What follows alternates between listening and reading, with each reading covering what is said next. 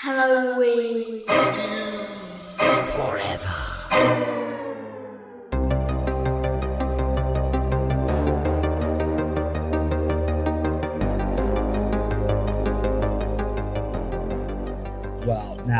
Well, just hold on just a second, Steve. What do you call what do you call a Christmas wreath made out of $100 bills? What do you call it, Brian? Just hold on a second, Steven. You call it a wreath of Franklins. I like that one. It was good, right? I like Welcome, that one. boys and ghouls, to a very Christmassy episode of Halloween's Forever. My name is Brian. I'm Steve. Steve, I'm kind of proud of myself. I pulled off the Jimmy Stewart impression for a solid 10 seconds. And it didn't go completely fucking sideways. I'm actually pretty proud of myself on that one. It's kind of hard to go super sideways. I think the worst you could just wind up is doing Fred Gwynn from Pet Sematary. Well, so two things I noticed, because before we jumped on, I was like, well, that's how I do. You act befuddled, right? You go like, hold on a second. But one thing I noticed that I do is I go, don't go down that road. You go too major on it. Yeah, don't go down that road. Or what I learned that I start to do doing a Jimmy Stewart is I start to go Forrest Gump. Oh yeah, that'll happen to you too. And then it's is he smart? Has he got a wreath like me? Okay. It's like, then now it's sad, but I'm actually pretty proud of myself, actually, especially after 4 or 5 beers that I stuck with the Jimmy Stewart there. I'm pretty happy with myself. Anyway, guys, we're in it. We're in for all of you out there, for you goddamn curmudgeons, the folks who are like, I don't celebrate Christmas until Thanksgiving comes. Guys, Thanksgiving's pre-Christmas. Don't fucking kid yourself. Or even worse, the people who are like, I don't start celebrating. I'm going to say that I don't start celebrating Christmas. They're Jimmy Stewart too, because now it's stuck in my head. I don't start celebrating Christmas until December 1st. First of all, what are you, a fucking fascist? First of all, enjoy your life, you rat fucks. We're in it. We're in December. So we are delving hardcore, deep, so deep into that Christmas spirit this week. You'll notice, though, some of you out there might be saying, well, hold on a dang on second here, guys. Where's our showdown episode? They're saying, hold on now. Say, hold on now, just a second now. We were promised the secret showdown. Here's what happened, guys. Life. All right, life happens. Our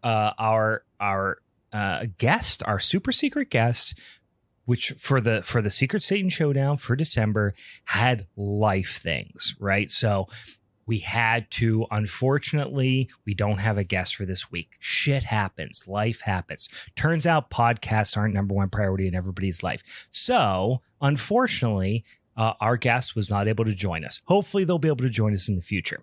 For the time being, we don't have a guest, so we got to delay our showdown episode, our Secret Satan Showdown for December. We're going to figure it out, guys.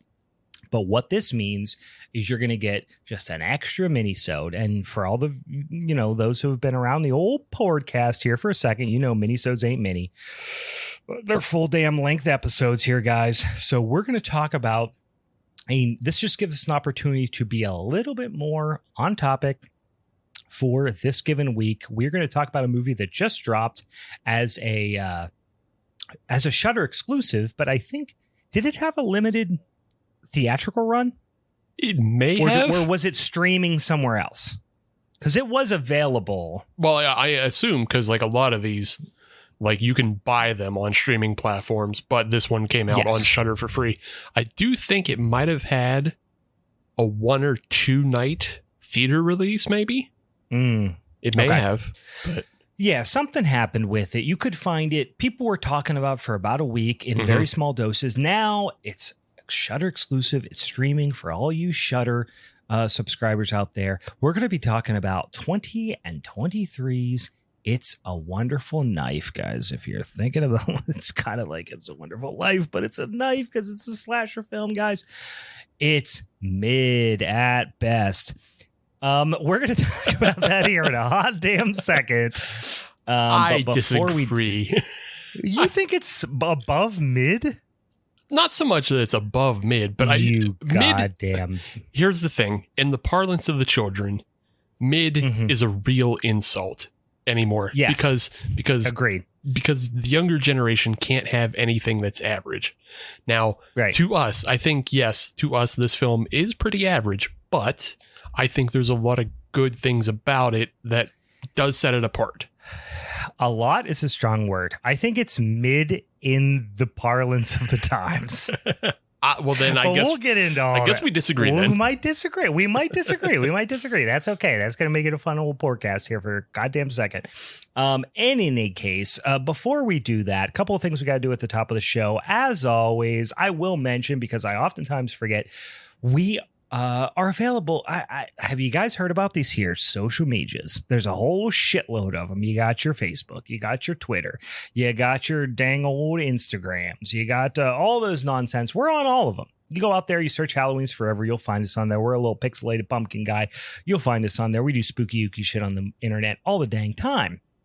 Also, we do a episode. We do sweet, spicy content every fucking Monday.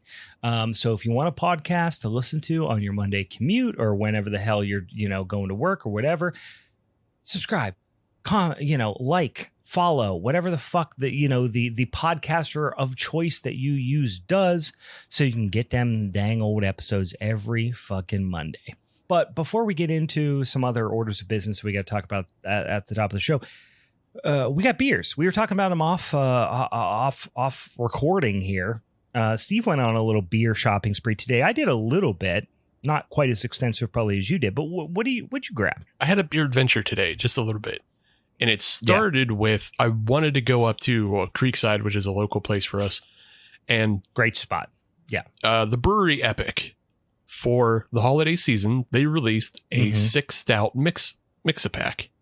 So that's kind of fun. Yeah. And I thought, I'm going to treat myself for the holidays and I'm going to get 6 big old stouts and that'll keep me like if I drink one a week, that's, that'll keep me, Yeah, sure. I get up there and I don't know why, but my brain was thinking, it's going to be like a $44 6-pack and I'll spend a little bit of money on myself. It is an $80 6-pack.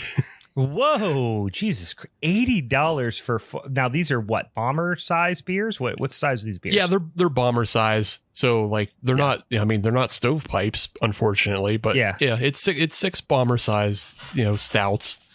That's a lot of money, though. Yeah. So I balked at that, and I said no. I pass. Yeah, I think I would have been along with you there. Yeah, because for the price point I originally had in my mind of $44, I got 8 beers and one of those like little tubs of Hers chocolate covered pretzels. Yeah, that'll do you right. Yeah, so I'm way ahead of the game. But I saw 2 beers at JR's. I bought some beers at Creekside and then I went to JR's.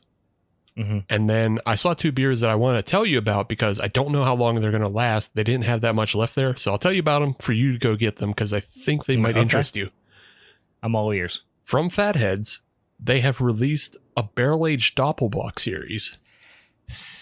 Yeah. See, listen, I'm intrigued. Yeah, I'm intrigued. Yeah, I know you're intrigued. So I figured it would intrigue you. Maybe it'll, get you to go get some. I don't know. But I just want to let you know. Don't let me, ever feel like I never told you about something. Don't tell me I didn't keep you abreast of developments, Doppelbock related developments. Yeah, but they're barrel-aged Doppelvelements.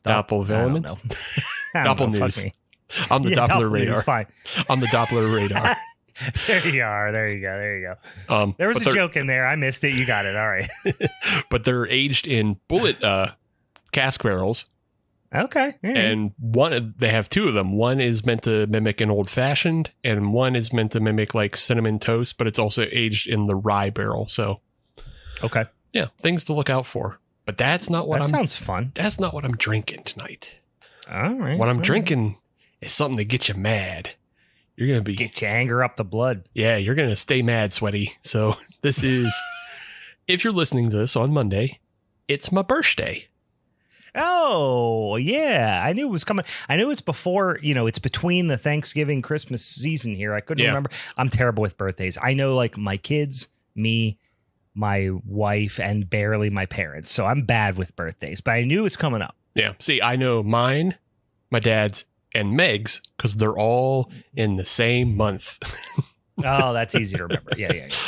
But yeah, so because it's my birthday, I found it from Creekside Abjuration. They released a birthday cake ice cream sour. Ooh, wow, they really did you dirty on your birthday, didn't they? Didn't do me dirty. You like this type of garbage, but sure. Yeah. It just looks birthday like a really cake sour sounds.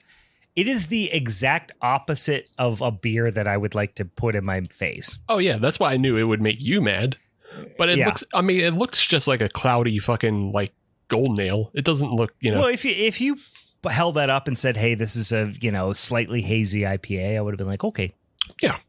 But no, it is an ice cream sour, meaning it is made with birthday cake, icing, vanilla soft serve, and milk sugar. That's honestly disgusting, Steven. You should be ashamed of yourself. I am not. What is it? So is it just like sour vanilla? Like, yeah, I imagine it's much more sweet than sour. Yeah, it's more sweet than sour, but it's like tangy. Have you ever just eaten icing out of the Duncan Hines tub? Kate and I will oftentimes just dip things in icing. Yes. So, Steve, we've known each other long enough. Do you think I'm the type of guy who hasn't just dipped things in icing? Yes, just checking. Obviously I'm just done checking that before. Yeah. Look, I don't want to make assumptions about people's lives, even though I did assume that you have done this. But well, I actually had, this is a slight side story. I had a very good friend of mine in college who used to get a jar of icing, Duncan Hines fucking chocolate icing, and a box of graham crackers, Teddy Grahams. Yeah, Teddy Grahams. Teddy Grahams, and just kill the whole thing. And I was like, dude, we're gonna have to cut your feet off. I won't kill the whole thing, but I'll just throw some, graham crackers in there and just do some. Yeah, I mean, it's delicious. I'm not fucking around. It's delicious. Yeah. It's just like it's just trying to kill yourself with sugar eventually. Yeah, exactly. But that's what this beer tastes like, minus the graham crackers. It just tastes like eating vanilla frosting out of the Duncan Hines tub. I'm here for it. I'm not here for two of them, but I'm here for one of them. It's my birthday. I'm here for 3 ounces of it, and 16 is too much. But you know what? I also am I'm not quite. I don't have quite as much. I love candy and all that stuff, but I'm not quite as much of a sweet tooth as you are. But boy, that sounds absolutely disgusting. But you know what? You do you. It's your birthday. Do it up, Steve. I am going in a little different direction. I have a couple of beers before me. Here's my beer adventure today. This morning, we're recording this, a little peek behind the curtain here. We're recording this on December the 2nd. So this is Saturday. First Saturday in December. It'll release on Monday. We had breakfast with Santa this morning. So we do a little thing every year. Me, Kate, the girls, and then our close friends of ours who have 3 kids themselves. And then there's like grandparents. It's a whole thing. We're doing a whole big extended thing where we go to this place that's, relatively near us, and they do a whole breakfast with Santa thing, and the kids get to go and talk to Santa, and then we get to drink Bloody Marys and eat brunch, right? So it's a nice way to knock the old visit to Santa thing, out early in the season, and also Bloody Marys. Right. That's pretty much what it comes down to. And you get some bacon and some scrambled eggs and some freaking French toast and all that on top of it. So you go, you get, you fill yourself up on all that type of stuff. You have a couple Bloody Marys. The kids get to see Santa, do a craft, and then you come home and take a nap in the afternoon. It's wonderful. So we had a nice little festive morning. Then this evening, the whole rest of the family, both my children, and Kate all had plans, various degrees of plans this evening. So I had kind of the evening to myself, which is quite a rare thing. So I thought, we're going to record a podcast, going to watch some hockey, going to drink some beers. I went down to this place. I don't know if you've heard about it. It's called Burgers Brewing. I fucking go there all the time in Zelienople. Went down there, had a couple 2 Tree beers. Neil, good mutual friend of both of ours, part owner and brewer. He just put on a spruce beer on tap. I fucking love a spruce beer. You remember that hot sec in like the mid 2000s with the hop shortage because there was that big fire and everybody was making spruce beers? Yeah. I was the only person who liked him. I fucking love a spruce beer. Do you? Good. I love just real quick. I almost bought some earlier at JR's because Log Yard put out a fucking spruce beer. Oh, what a coincidence. Yeah. I feel like they're getting a little bit of a moment back. It's been like 10 years since anybody gave a shit about them. But for a second there, everybody was trying, they couldn't get various hop varieties, so they were using spruce tips in their beers. Yeah. And I loved them. Of course, it didn't have, it tastes like fucking spruce, not hops. Right. But that was back when piney hops were all the rage. In any case, our other mutual friend, Jack Smith, Neil went over and picked a whole bunch of spruce tips out of his yard, made a batch of beer.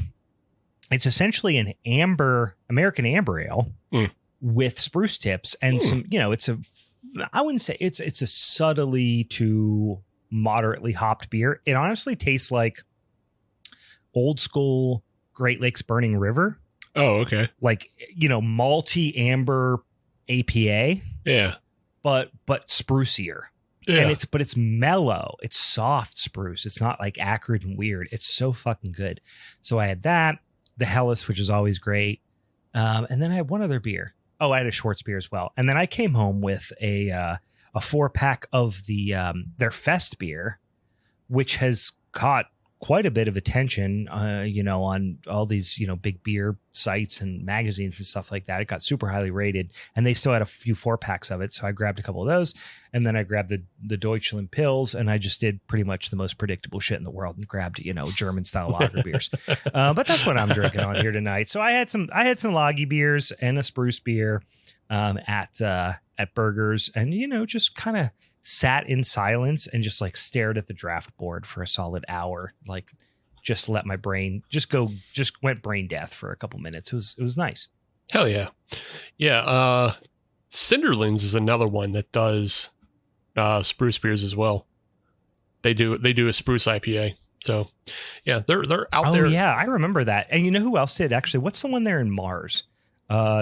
Stick City. Stick City. They did a spruce beer last year. Yeah. I think. Or maybe it was 2 years ago. I don't remember. But yeah. Anywhere you find somebody who has like a sense of like world conservation or whatever, or like Earth conservation, it seems like because Log Yard always does something. They do a lot of botanical stuff because of all the trees and shit in their area.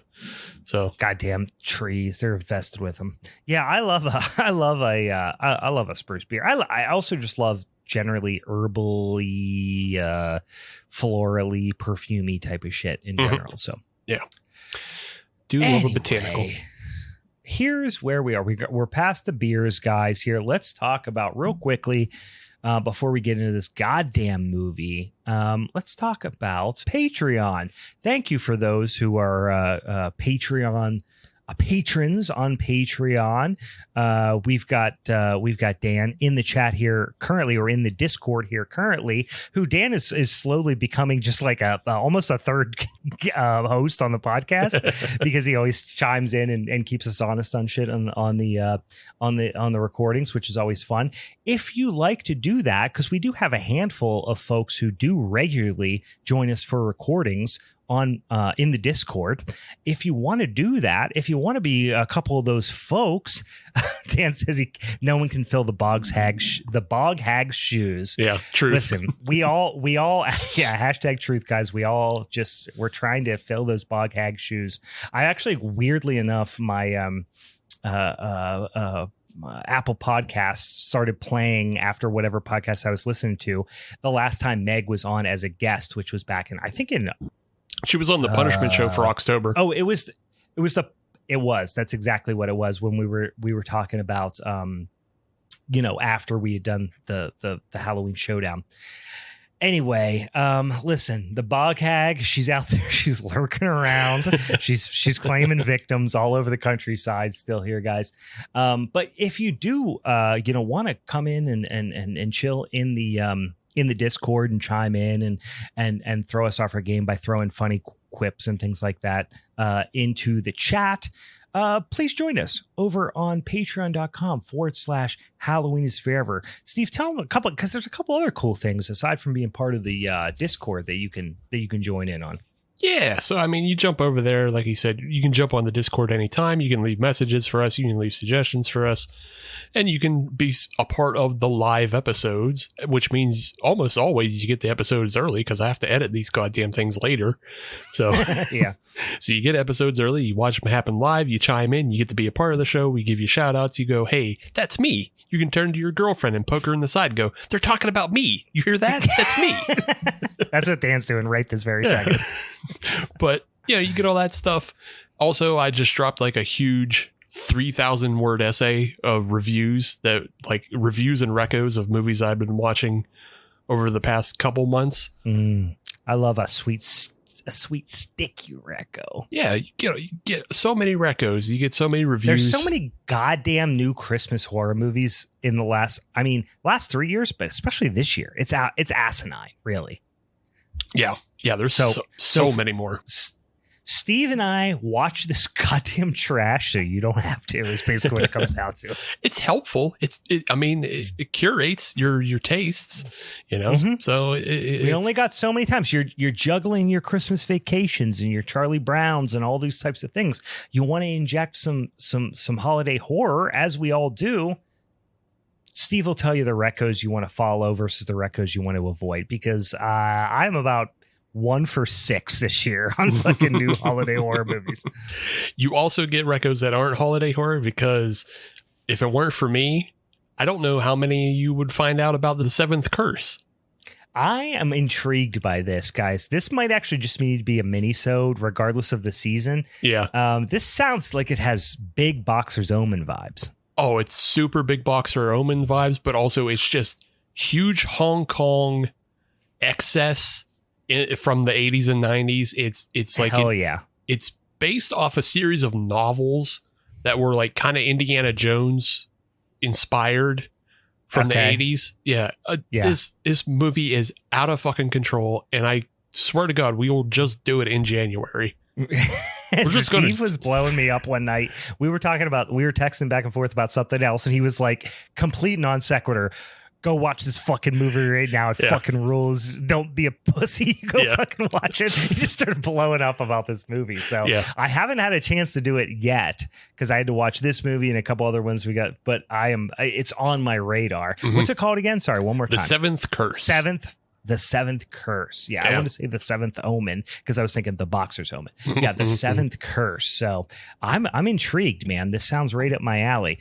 If you've got stuff like that, I mean, that's the shit that, honestly, if you deliver us a Boxer's Omen or something like that, and it's a suggestion that wasn't on our list, I think I will personally pay for your Patreon subscription. Like, I want that in our lives so bad that if you can deliver something Venmo like that, you $5 so you get a free month. I will give you on a monthly basis your Patreon back. Yeah, if I'll you can send you deliver feet us something pics. like that.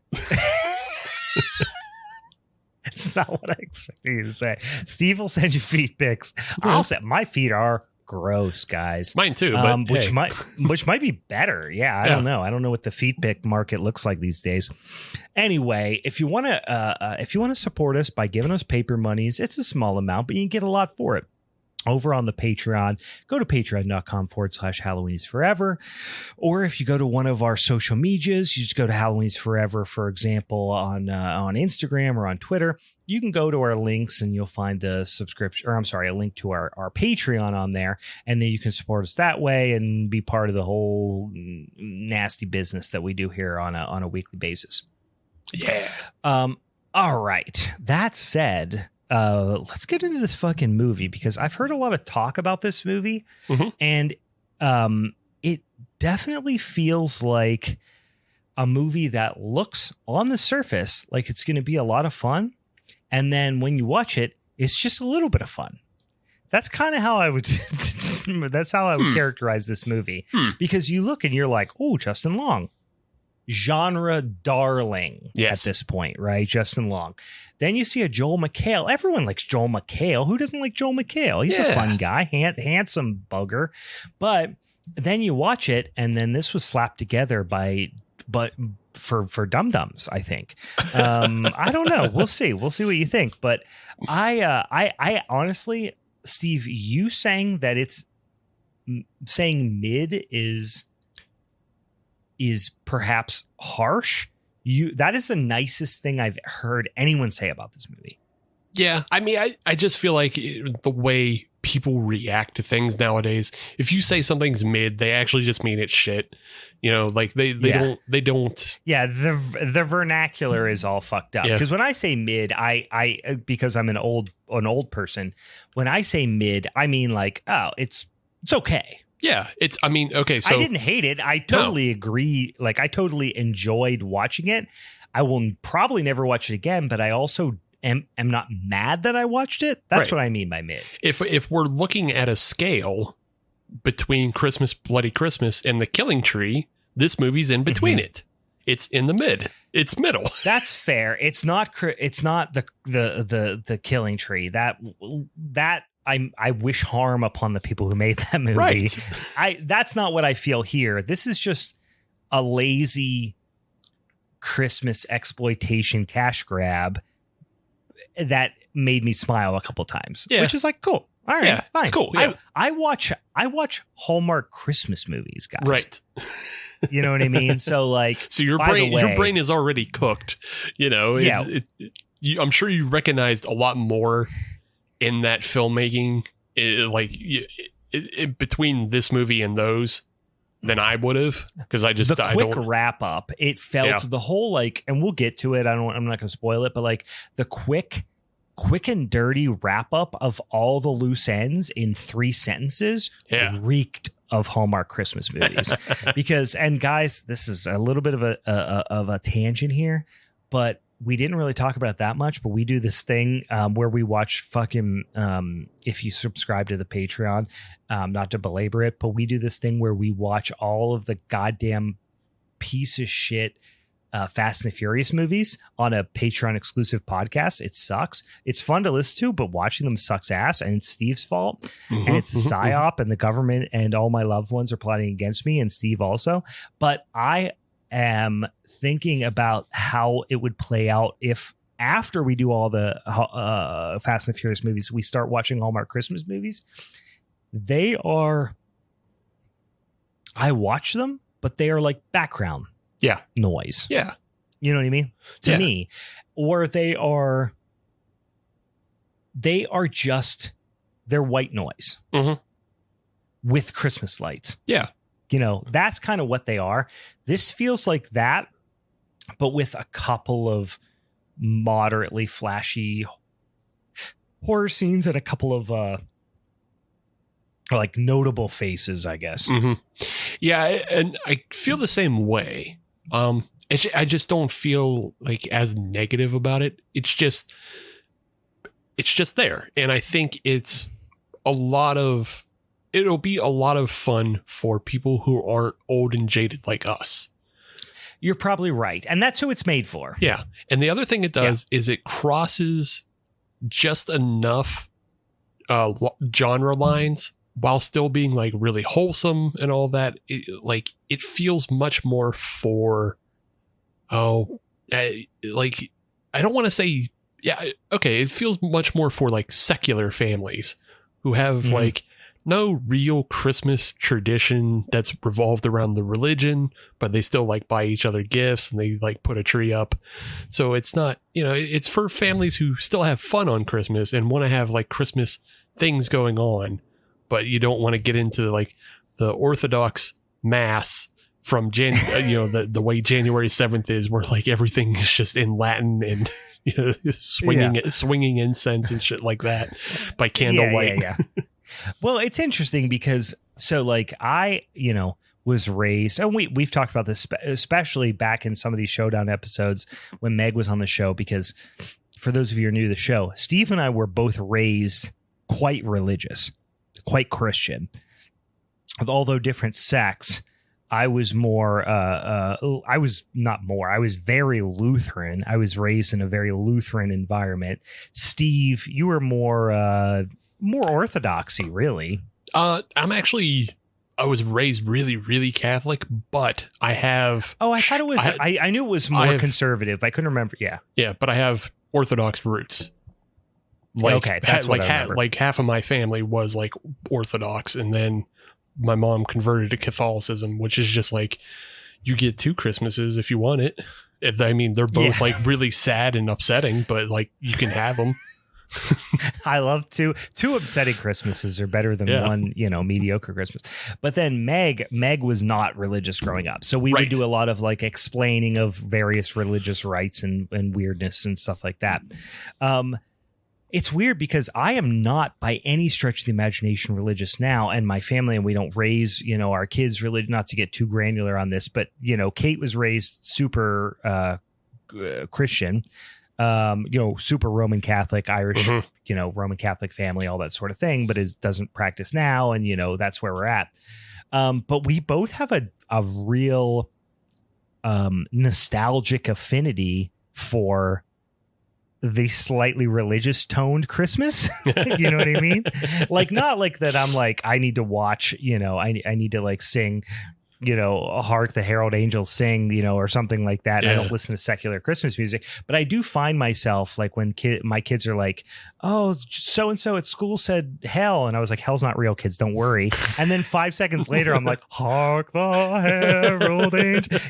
There is a little bit of that because just, I like it because it's pure nostalgia. Right? It's nostalgia. It's just what's burned into you.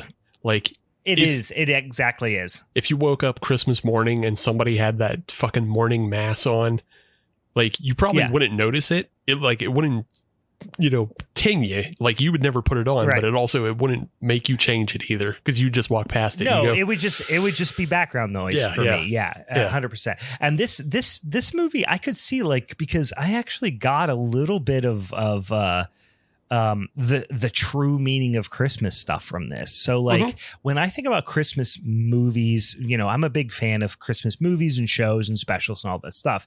You basically have a couple of different categories. You have the ultra secular, where it's just like, hey, everyone loves each other and they don't even really put Christmas music in it besides like Jingle Bells and Sleigh Ride or something like that. And then you have like the ultra and I love A Christmas Carol, like Dickens, A Christmas Carol, and all the movie renditions of that. My dad collects them and has like every single one of them on 5 different versions. And the more weirdly Jesus-y they are, the more I kind of like them, which is weird juxtaposition, right? This struck me as like, even though, of course, there's nothing particularly religious about it, it's very secular. It even actually goes to like great lengths to be a little bit more contemporary. It does have spirit of Christmas vibes to it. A little bit. It has spirit of Christmas vibes, but also it has Back to the Future Part 2 vibes. So. It does.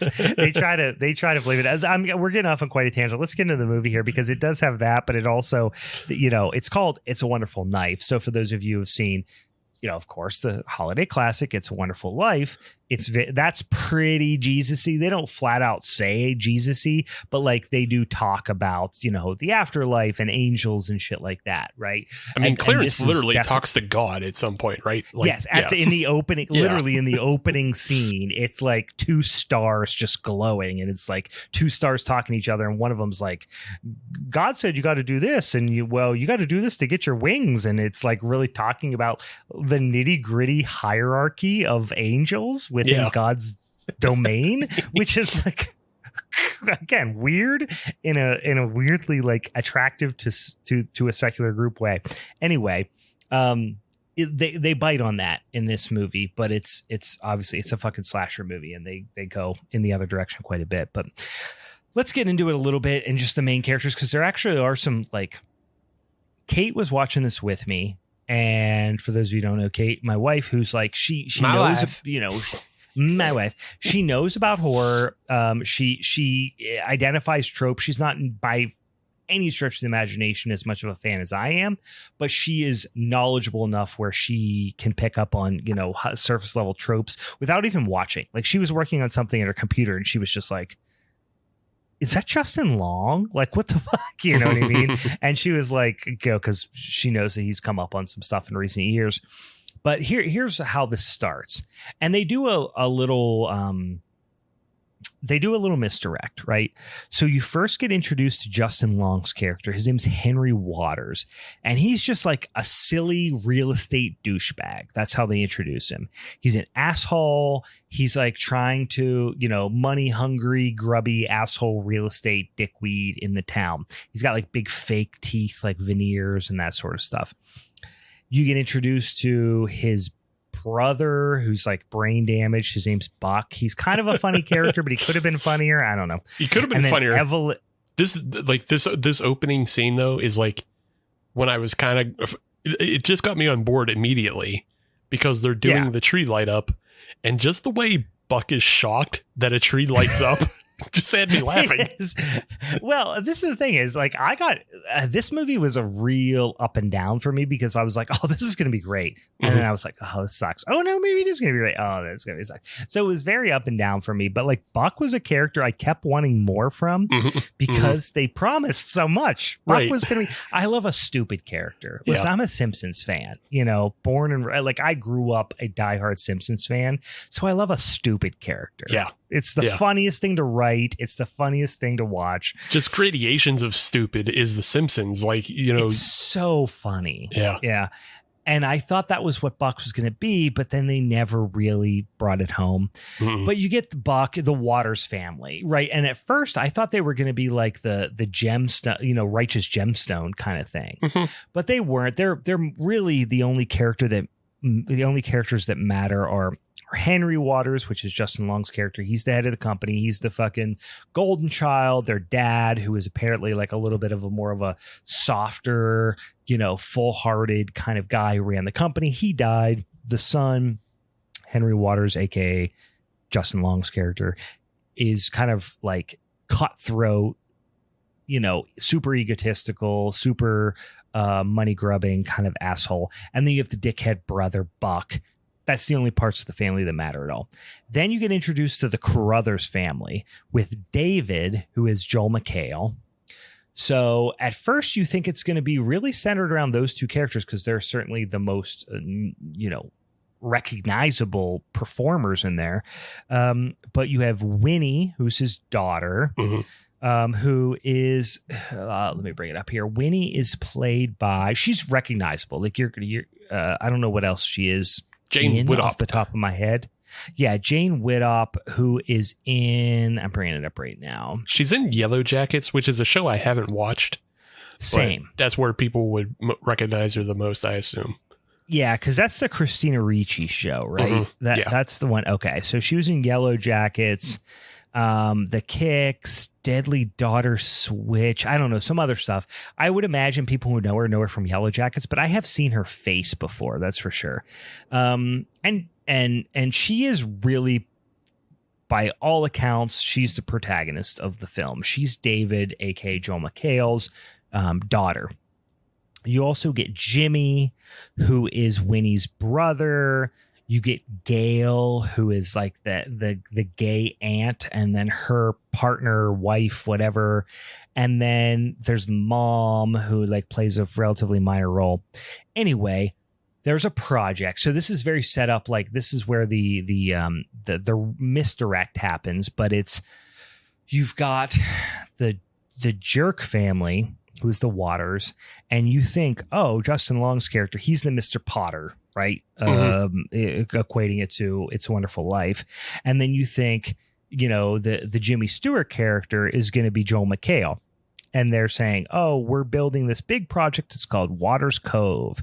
And they want to tear down all these buildings. They've got everyone to sign and sell them their property except for one particular person, Mr. Evans. He's got this old historic house. And he's the holdout, right? So this is a classic setup. And then Henry drags. So Justin Long drags Joel McHale's character, so Henry and David, drags him to Mr. Evans' house on Christmas Eve. So it's like, he's making him work again on Christmas Eve. He's this fucking Scrooge. He's the Mr. Potter, whatever you want to call him. And the guy won't sign. Hey, your dad was a good guy. You're a fucking prick. And then they butt heads on Christmas Eve. Then you go back over to David's house, Joel McHale's house, and that's where you meet Gail, and then Karen is her wife's name. And then you just meet a lot of fucking characters. Mm-hmm. Like, honestly, the first 15 minutes of this movie, I swear to Christ, you meet like 20 fucking characters. Like, I was really struggling to keep track of them. It definitely keeps you on your toes, and with all of these characters, because also in the scene that you meet this old Mr. Evans, who has the historic house, you also meet his granddaughter, Kara Evans. Yes. Who becomes important later on. But it was interesting. If you didn't see any trailers for this film, you're you're getting set up for a lot of different stuff. Like you said, you already mentioned the kind of Scrooge Marley dynamic between Joel McHale and Henry, but also the guy playing Roger Evans is a notoriously bad guy. He's played by William B. Davis. Most people recognize him as the cigarette smoking man from the X-Files, but sure. Also he's real old. He's just like a real old waspy piece of shit on this show called Upload, which I like. It's a comedy on Amazon. I feel like you've mentioned this show before, but I've never watched it. Yeah. It's one of those shows like either you get into it or you don't. There's so much streaming out there. It happens or it doesn't happen. But he's on that also being a bad guy. So anytime I see this guy, I immediately think villain. So what is this? What is this guy doing? He's a waspy old rich bad guy, 100%. Like he his typecast in that character. But in this instance, he's old holdout grandpa. And then you meet Kara, and this movie does this thing, which is like I simultaneously appreciate and roll my eyes at, because I love the whole like normalize diversity. Don't like call it out and be weird about it, right? Because then like the whole thing is you do that, and then the old trope of like there's one black person per movie and they die first. If you don't do that, if you do the opposite, it becomes a trope in the other direction. So don't do that. So like, I appreciate that they do that in this movie, but it also is like, I jokingly say, like, when you have a producer or writer or director who's trying too hard to be diverse, it feels pandering and lame. Mm-hmm. And then it's like, oh, so 50% of people are gay, and you get one character, and I just jokingly refer to as it's Burger King Kids Club. You're literally just you're just trying to represent everybody, which is in theory great. I appreciate the representation, but at the same time it starts to feel disingenuous when you're like checking boxes, you know what I mean? Yeah. So like, I feel like that's the case in this one a little bit. I was just gonna say, like, it's interesting because so the director of this film is Tyler McIntyre, and which we didn't even talk about. I forgot to. He's the writer of the Five Nights at Freddy's movie that just came out, but he also directed a movie that I do like, that I included in the 31 Days of Horror recos that I was doing. He directed a movie called Tragedy Girls. And I think I saw it. I have not watched it, but I saw it pop up on his IMDb. I don't know anything about it. Yeah. So I think Tragedy Girls is a better movie. And it also does like a lot of like it does diversity and representation without feeling box checky. Whereas in this film, we joke about how movies from the 80s and 90s have a case of the not gays to make sure you never, ever confuse anybody as gay. Right. This movie almost goes a little bit in the other direction in that everyone's gay. Well, it is. And it's also like, and in one instance, in one relationship, it works, which we're getting ahead a little bit. Yeah. But it's with a Winnie and Birdie, which you're like, oh, we don't really know, because you're like, are they friends? Are they romantic? And I kind of like that it was a little ambiguous, because in real life that might be a little ambiguous. You know what I mean? So it's like I like that. I felt that felt genuine to me. But in other movies, like, and I'll preface this by saying some of my favorite movies right now are, because we're in the advent where we're seeing a lot of movies that are like really coming out, and not only coming out, that sounds like a pun, but that's not what I meant, but like they are like really almost marketing themselves as like queer horror. And like queer horror has always been kind of just fun progressive horror, right? Like throughout for the last 30 years in the genre, like queer horror has been just like the fun progressive horror. Yeah. So I will seek that stuff out. But when you have like people who are a little bit more mainstream people associated with the movie, they feel like it feels less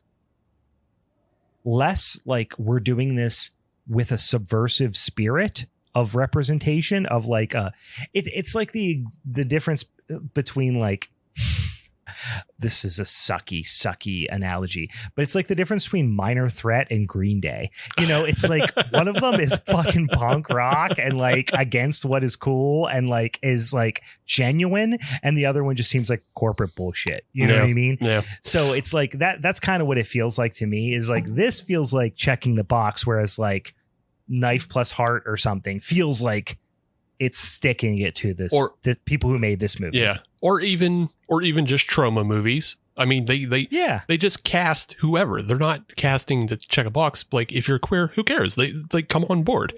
Yeah, that's a good example too. Yeah. Not horror, but John Waters. Like, John Waters just makes, subversive films with, people of all distinction. So like it like you're saying, this feels commercialized. I don't know. I don't want to get too deep into trying to dissect the intentions. Yeah, of course. We don't know what the intentions are here, but yeah. Yeah. But like, I do agree. Like, it doesn't feel as genuine as just like when you watch like real subversive films that are just like Death Game. You don't know what anybody, aside from that creepy salamander guy, you don't know what anybody's sexuality really is. They're just kind of in it to be weird and carry on. Yeah, it's like genuine versus kind of disingenuous. But anyway, it doesn't matter that much, honestly. And frankly, the relationship of like two of the main protagonists in the movie, I actually kind of liked. I kind of thought it was fun. But anyway, or at least like they were the only characters one and a half of them I actually cared about, which we'll get about in a second. But so Henry's dad, like I said, he was a pretty good guy, and now Henry Justin Long is a dickhead. They go to Mr. Evans' house and they're trying to get him to sign. He's like, eat shit, fuck off.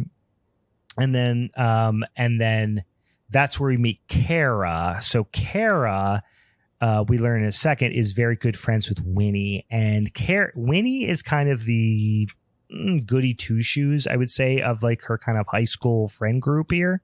So there's a knock on the door at Mr. Evans' house, and there's heavily suggested during their kind of altercation, I don't want to say altercation, but their discussion on Christmas Eve, that you pretty much know from the second Henry Waters, aka Justin Long, is gonna like, he's up to no good, right? So he shows up, Mr. Evans, who's like older, kind of geriatric dude who like can't get around really good, opens the door. There's a snowman at his front door, and I guess it explodes. I don't really know, but it turns into, it's a life size. It's the slasher villain in this movie is essentially dressed as a Christmas angel. Like the Christmas angel that would be on top of the tree, which I thought was cool. Yes. And it's kind of looks cool. I mean, it's a completely not at all functional costume, and it's kind of dumb, and no serial killer would ever do this, but it looks cool, surface level. Right. It looks cool because like it's pure white, and then like a lot of times it gets spattered in blood which adds to a cool visual. So yeah, it's not functional, but it looks, looks like the shitty angels that like you would make in school of just like rolling up a bunch of cotton and then tying it off. Or I was going to say, if you ever made a corn husk angel, if you were raised in the type of rural Lutheranism that I was raised in, you may have made a corn husk angel. That's what this looks like to me, except for even smoother than a corn husk. Yeah. So it's got like this like almost smooth off, almost papery face where it just has no features. So it's almost largely featureless. With things that vaguely suggest wings on top of it. So it's just like a fucking glob of ethereal stupidity on top of your fucking Christmas tree. So Winnie and Kara, Winnie being Joel McHale's daughter, Kara being Mr. Evans' granddaughter, the guy who won't sell his property to Henry Waters.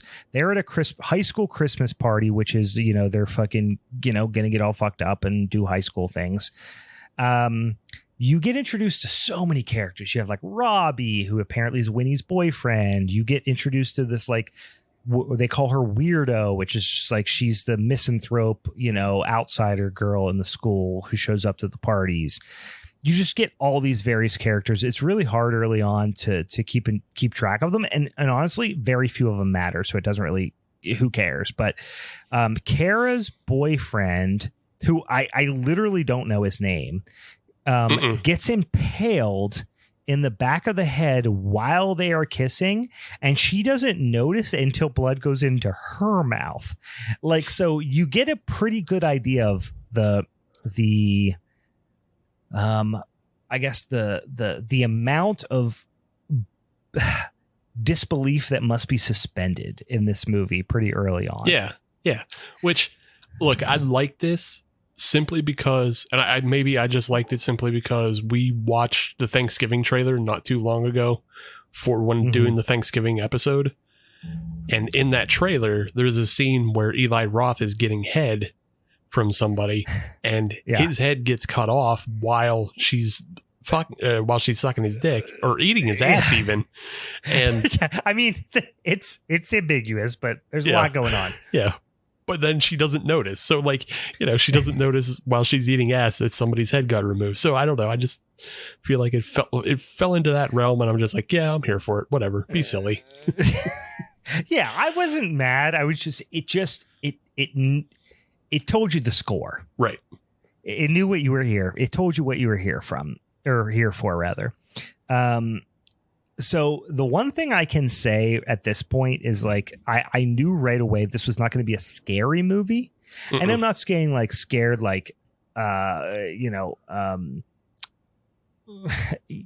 something that's like a genuinely scary movie. I just knew that it was not going to really be going for scares as much as just like slasher silliness. You know what I mean? You could kind of tell at this point. Kara gets offed in front of the school. And I will say I kind of like this because you kind of didn't know what was happening here. Like, you knew things were moving too fast. Right. For a seasoned, jaded horror fan, especially of slasher movies, the one thing you could note early on is like a lot of things are happening in a very short amount of time. Like, we're like 12 minutes into this movie right now, and like people are dying, and you're seeing the murder. Yeah, you're still trying to get a handle on who the fuck everybody is, and now they start dying. You're like, whoa, and Kara died. So what that tells me, you could pretty much tell right away, is like, okay, we're going for a little bit of a redirect here. They're going to try to buck some genre tropes. Like, what's going to happen in that sense. So Kara gets killed in front of like the whole crew at the party. So you're off to a fast start. Winnie escapes the killer. There's a lot of really overly stylized scream like sound design. It's a lot of swing, swing, swing metal noises happening. So it's very scream adjacent in that sense. And Winnie ends up electrocuting the killer, the angel killer, with jumper cables before she can kill her brother Jimmy. So she kind of saves Jimmy by electrocuting the killer. They unmask the killer, and it's Mr. Waters. So it's almost shocking in its predictability, because it's like, oh, the bad guy is the killer? Wow, okay, you're just going to do that surface level. Yeah. And that is, of course, that is the misdirect. The misdirect is that everything is exactly as predictable as you think it's going to be, and then the title card hits. So this is all pre-title card, like I said, 10 to 15 minutes in. So now the rest of the movie is, how are we going to work our way back from that? Fast forward now, and David, Winnie's dad, and Jimmy, her brother, so David and Jimmy Carruthers, are now they're essentially the new Waters family in the town. They took over, and they're becoming big giant dickheads. And Winnie is still bummed, obviously, because Kara, her best friend, got killed. So it's fast forward a year later, I should say. And Kara still dead, so she's pretty bummed about that. Yep. But also, she didn't get into taking pictures school, so who fucking cares? NYU, sir. Yeah, she wanted to get into taking pictures school. She didn't get in. Wah, fuck yourself.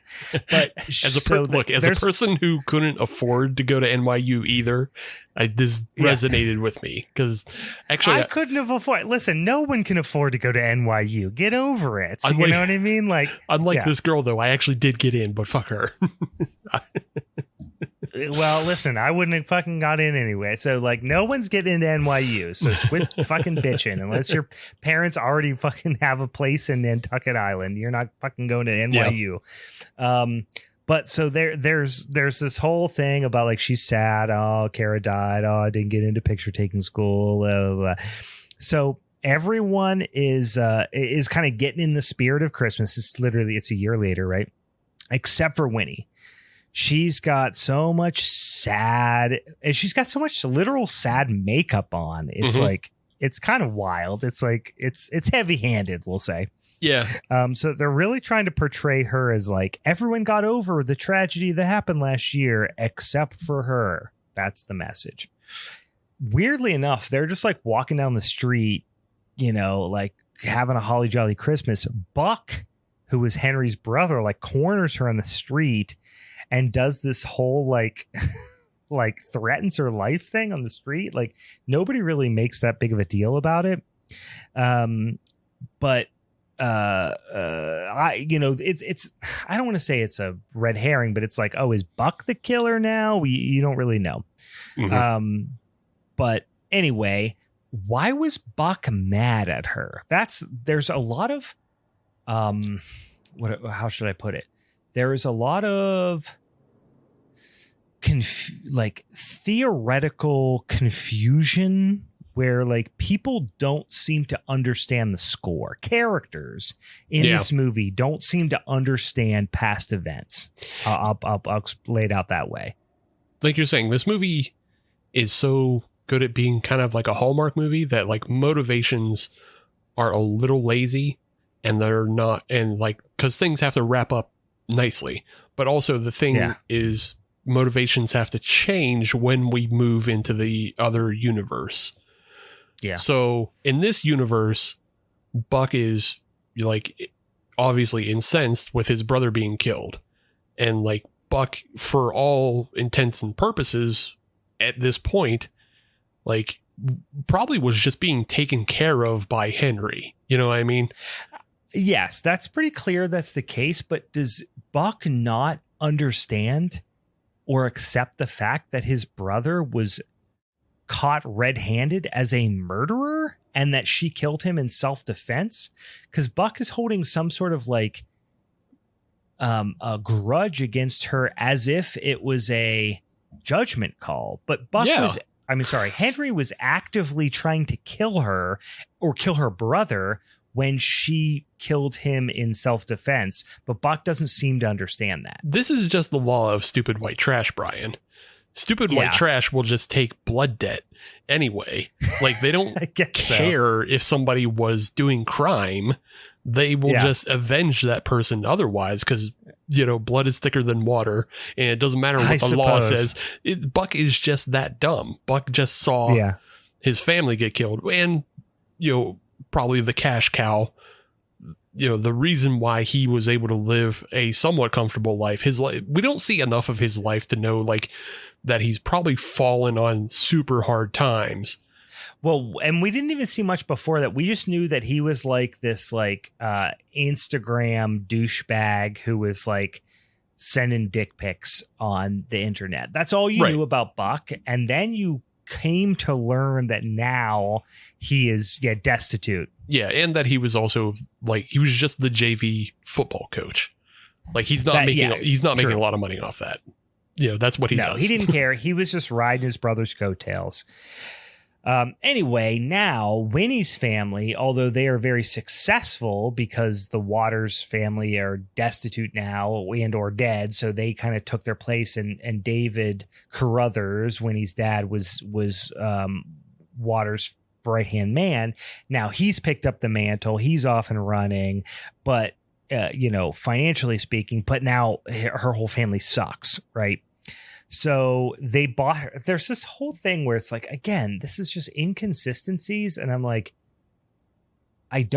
not only do I not fully understand it, it seems genuinely at odds with the overall message of the story. Mm-hmm. But like, Winnie is now kind of just mad, at least initially, that her family bought her workout clothes and not a truck. Right. Because they brought the son a truck. So is she mad that her best friend is dead and that they're ignoring it? Or is she mad because they bought her brother a nicer Christmas present? Like, it's mixed up. The whole thing seems mixed up. Yeah. You never really generate any type of real empathy or sympathy, for that matter, either, for Winnie at this point. Yeah, you do. Like, at this point, we should, if Winnie is supposed to be mourning Kara, we should be mourning Kara as well. And we honestly just didn't get enough of Kara to begin with to care that much, other than we were just told that she's Winnie's best friend. Like, we were just told that. We didn't see, like, the good person that she is and, like, what she brought to the town. And then in this scene that you're talking about, the motivations do feel like wildly off, and it's all in service to get the Christmas Story reference in. Oh yeah, the It's a Wonderful Life reference in. No, the Christmas Story, because Christmas. I missed this. What? The workout clothes she gets are all pink. She gets the pink bunny suit. The Christmas Story. And she's even like, go upstairs and try it on. Yeah. I forgot about that. Yeah. She gets the Ralphie bunny suit. But it's a workout. It's workout clothes. Right. Yeah. So it's just like quick and cheap to try and service that. Like, they're not really concerned about explaining the motivations and the way people have changed over the past year, because they just want to show you that everything is at odds with Winnie. Mm-hmm. So when she goes to the next dimension, we see how it changes. And how, like, it's still technically better, in her past life. Yeah, and we're almost there. So I'll speed forward a little bit. Winnie meets this girl, Birdie, who is Bernie or Birdie. Is it Bernie or Birdie? I forget. Bernie. And she's the quirky, weird girl, and everyone's kind of mean to her. And then Winnie goes in and she finds her boyfriend cheating with this other girl from her school. And they're basically like, hey, we've been cheating for a long time, and like, you didn't even notice because you don't pay attention to anything. And if Winnie were to say the word seriously one more time, I was going to cut my own dick off. Like, it was getting so fucking obnoxious. Winnie, here's my take. The character sucks and the performance sucks. And I don't care about her at all, or if she lives or dies or anything. The only character I cared about a little bit was Bernie. Mm-hmm. And you learn later why, but still, Winnie was the most unlikable character as a protagonist. I like Aunt Gail too, though, because I didn't like Aunt Gail. You Aunt like Gail's Aunt Gail? bad at acting. No, and no. Aunt Gail, we hadn't mentioned this. Yeah, she sucked. She was horrible. You don't talk bad about Catherine Isabel like that. So she was. I mean, people would know her. She plays Aunt Gail in this. People would know her from Ginger Snaps, which I really like. At the very least, the first Ginger Snaps movie, and frankly the second one too. Mm-hmm. But she is Ginger in Ginger Snaps, so like she is kind of horror royalty really in that way. Like that's a whole fucking franchise, and everyone loves Ginger Snaps. Between then and now, she forgot how to act. She's bad at acting. And then also the character is just like, she's the cool aunt that believes Winnie when her parents don't. That's pretty much what she plays, which is fine. That's a fine character. But she's bad in this movie. She's genuinely very bad. I think also because maybe, like, obviously in kind of the previous time before Winnie kills Henry, like you get a little bit of their connection. Then during that scene where she gets the fucking shitty workout clothes, you get a deeper connection between the two of them. And I'm not saying they're not trying to establish that. Yeah. I'm just saying it didn't mean anything to me at all. I think for me, it felt a little better with the way the film ends, in which, Jane basically comes out with to Bernie. But considering she already had kind of a pre-established stronger connection to her lesbian aunt, it does make the ending feel more genuine. I guess she was her lesbian role model, I guess. Mm-hmm. I don't know. Yeah. Like, fine. That's fine. But like, it feels like that would need to be implied rather than like actually. And that's honestly, that's like 90% of the relationships and like quote unquote heartfelt moments in this movie are just not at all earned. They're just, it's because the script said. It's because the script said. Yeah. It's because the script said, and like this script probably read as a 2.5 hour movie, and they made it an hour and 20 some minutes. It makes you wonder. Everything seems really rushed. Yeah, that makes me wonder if it really was, because What's a Wonderful Life? It's almost like 3 hours. Is it really that long? It's a long fucking movie, I think. I remember it being a long movie. You might be right. I mean, I've watched it a lot, but I never realized it was that long. Maybe I just don't like it and I feel like it drags. But yeah. Let's look, Nick, because now I'm curious, but go ahead. But yeah, so maybe it did start out like trying to be even closer to A Wonderful Life by being like an actually long movie. It's over 2 hours. Yeah, it's just over 2 hours. It's 2 hours and 5, 2 hours and 10, depending on what cut you watch. Okay, so then it's 3 hours on TNT. That's what I'm thinking. yeah, exactly. So yeah, maybe it was a longer film and they had more substance to it and more character development, but they just felt like that doesn't work for a slasher film, though. Like, people aren't going to sit around. No, it's got to be tight, right? Yeah. And also the performances genuinely are mostly bad in this movie. So I don't know. That's my point of view. But it just feels like no one reacts appropriately to anything, and just like emotions are generally kind of warped. And also Winnie might have the worst fake cry in the history of motion pictures. Like, she can't get her mind around crying. It's so bad. She's never cried in her life. It's tough. So she does do the whole George Bailey thing where she like wishes she was never born. But in this case, it's on the Aurora Borealis. They call it the Aurora. May I see it? No. So like, instead of the whole like, it's just, it's this whole convoluted thing that doesn't matter around the Northern Lights. And that's what and this is like, we'll get into it. It's so forced, but she wishes she wasn't born. In a split second, she is flung into a world where she was never born. So now there's some dude who we just saw a second ago, just like drinking a stovepipe out of a paper bag. But now there's a knife sticking out of his fucking eyeball, and Waters is still alive. right? And the killer is still alive, and the killer is out murdering people around the town, and she's flung into the situation, and she knows in her mind Waters is the killer because Waters was the killer in her world. And as far as she knows and we know, Waters is just at large now, and he has now killed this random dude on the street. And she's like, oh goddamn, where am I? What's happening? Why are people dying? I'm literally on the same spot on like the fucking wharf that I was 5 seconds ago, except for, the weather might be a little bit different. She somehow escapes the killer, and she's like, oh, a cop's here. Oh, like, I'm saved. Let me talk to the cop. And the cop is the sheriff, and the sheriff is Buck. Buck is Henry's brother, the dumbass, who's riding his brother's coattails. He's now the sheriff of the town. She's very confused about why he's the sheriff and all this stuff.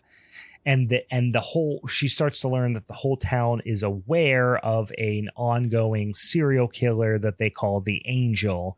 And apparently, instead of in the world that she lived in, he killed, basically Mr. Evans and Kara, and then she killed him and saved everybody. Now the Angel has been killing essentially once or twice a week for the last year.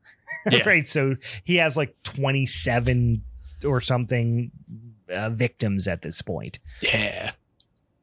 This is when we start to really get into like Back to the Future Biff world. Yeah. So now we're in alternate timelines, and we're starting to understand how the bulk of this movie is going to play out. So it was fine. I think it was done okay. Really, where they dropped the ball in my mind is later on. But at this point, I'm like, oh, this is kind of fun. The Angel, like I said, at this point, we come to understand has killed a lot of people, like 27, 28 people.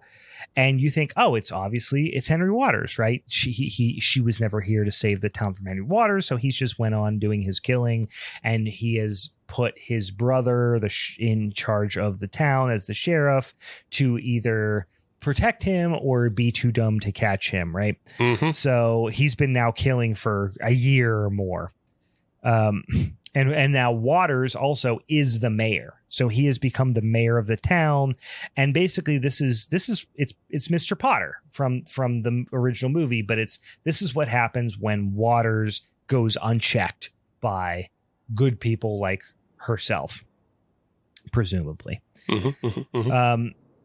So Winnie goes back to her own house, and they obviously don't know who she is, and she learns that Jimmy was killed. So obviously in her dimension, what we saw, she saved Jimmy, but in this alternate world where she never existed, Jimmy was killed by the Angel, the serial killer, aka what we believe to be Henry Waters. The town has just gone to shit. So Waters has taken control of everything. He owns everything. Everyone just gets killed, especially business owners like in the main business district get killed, and then Waters buys up their land and develops it and blah, blah, blah. So you get all this. And it is alarmingly spoon-fed to us, like in the most direct way you can imagine. That's why I think this is meant to kind of be just like a background film, because like everything is so spoon-fed and like you're not going to get something deep out of this. So it's just something that you have on the background at a Christmas party, and you can tune in and tune out as you like. It's not, I guess like my only big criticism, I don't have a problem with a movie like that, but like my big criticism is if you're going to make a movie like that, make the kills far more interesting because they'll stand out. That's the thing. It's like so I agree. This is and that's part of why I even mentioned it, like when it made it a point to go back and mention it earlier in the show, this is the slasher version of a Hallmark Christmas movie, which inherently I understand the value in. It's just something to have on in the background. But it is so lazily done and just so not even a layup, but just so half-assed at points that it is shocking. how half-assed it is. Like there is times where like, oh, I kind of know this is the opposite of when I talk about regularly on the show, like a movie that is going to take you for a ride that you can't trust, that is unpredictable. This is the opposite of that. This is extraordinarily predictable, but there's nothing. That's fine. It is what it is. But this takes that to a unforgivably lazy level. I'll say. I mean, yeah, you're calling it lazy, but I just call it accessible for both baby-brained kids as well as your mush-brained, dog-brained like boomers in your family. So this isn't on Netflix. This is on Shudder. This is for horror nerds, Steve. If this was on Netflix, I would agree with you. But the fact that it's a Shudder exclusive makes me expect more from it. I understand you expect more. I think it's on Shudder because like Tyler was on VHS 99, and that's where he released Tragedy Girls 2 as well. So it's just a built-in like relationship with Shudder. You're right. I mean, it is what it is. There's no mystery about what this is. I'm not confused about it. I'm just disappointed in it. Right. It's like Justin Long and Joel McHale do not justify this movie in my mind. And in their mind, and undoubtedly the pitch when they said we would like this to be a Shudder exclusive, which AMC obviously ultimately agreed to, was guys, Justin Long and Joel McHale. And they were like, all right, you got us. Which is, hey, they did it. But it's just like, that is at the, how do I say it? You have done that, and that was a decision, but now you have cheapened your brand. Because now I'm going to not get, when Shudder first came out, I was like, even if this movie looks like hot trash, and it's at least going to be interesting. This is an example of a movie that made it to Shudder that had all the surface level things and got through and I watched and was not interesting. I like that it's hit or miss. That's fine. Shudder can be hit or miss. It's a genre fans platform. And I like that nothing is a slam dunk, but this is fucking lazy as fuck. So you just feel a little bit bamboozled is what you're saying. I feel slighted because there's so little redeemable. Like you said, there's no interesting kills even. Yeah. I mean, not that that's even my cup of tea, but if I would have saw that, I would have said, oh, this is a fun kill movie. And I would have said, okay, fine. That's where and I find myself going, where's the value add for the genre fan here? Because there's, and I guess ultimately what you could argue is the value add is that it looks kind of slick. Yeah. There's a couple of recognizable faces. The killer is a little bit interesting in that it's, because we've seen Killer Santa, we've seen Killer Snowman, we've seen Killer Elf, we've seen Killer fucking Gingerbread Man, and now we've got Killer Tree Topper, Angel on top of the tree. Yeah, which is like, okay, fine, but here's what I want, and this is a total side thing, and this is just only a Ginzer thing. I want Killer Eaton Park Star. Killer Eaton Park Star. God damn it, I want it so bad, Steve. We maybe need to make a horror movie. I'm sorry, dude, we might need to do that. I mean, look, I'm going to go on 2 tangents right now because you started one. I'm still, and Dan also mentioned he's still recovering from Killer Tree Syndrome, but I am also still on just like the anger and hate I have for the Killing Tree, that I want to make a good one, and I want to call it Oh Terror Bomb. Oh, that's a good title, Steve. If somebody steals that title, I'll come after you legally and physically. TM. Legally and physically. Beat your ass. Listen, we're going to come to your house, we're going to beat your ass, and we're going to sue you. Yeah. But I want to make O Terror Bomb, and we can include Eaton Park stuff in it. Whatever. I don't care. The other idea I had, which we just mentioned, it just popped in my mind while we were talking about this movie from the beginning, of like the stars, the way they're represented in It's a Wonderful Life, and they're just 2 stars kind of blinking at each other. Yeah.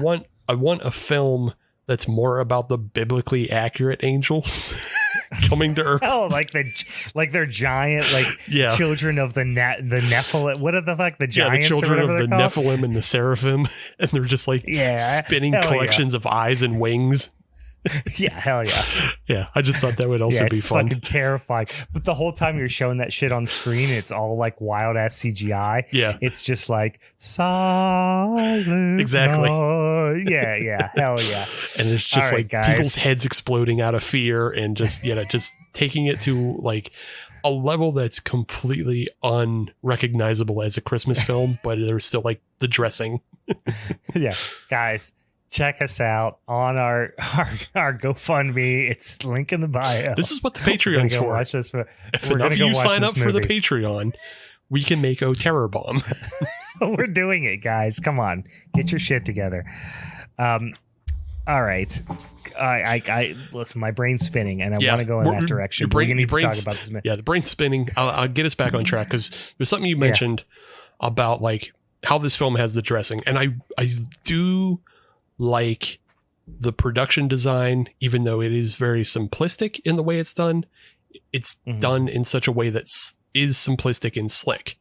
So the opening of the film, especially the scene with the cigarette smoking man in his house, feels incredibly Christmassy. It feels like Home Alone. Yeah. You know? It looks really good.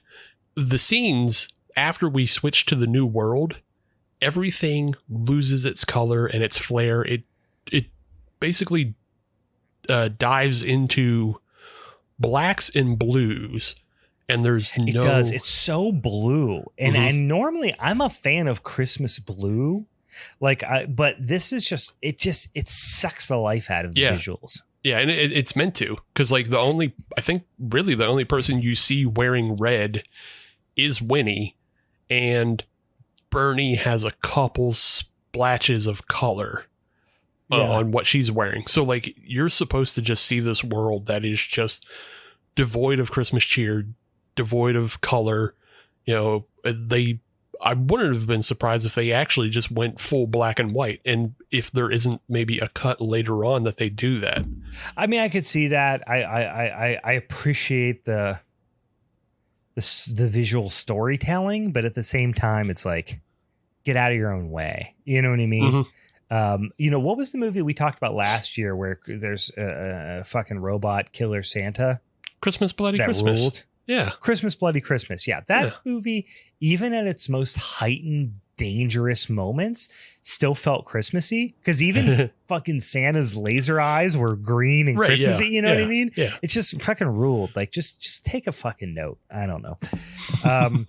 That movie is also a whole different other thing of just being like, I know it has nothing to do with it. It's and shot on 16 millimeter and everything is just high contrast, but also so full of neon and Jonah Ray eating ass. So.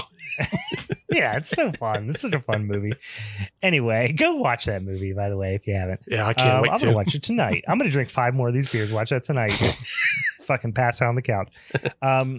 Anyway, so Winnie, goes to another high school party where her friends are, hey, this is what happens if you weren't around to, make the world great. So all her friends are, which I thought was kind of a dark turn. All her friends are like smoking crack. Yeah. And or meth. Yeah. Which is like a pretty dark turn.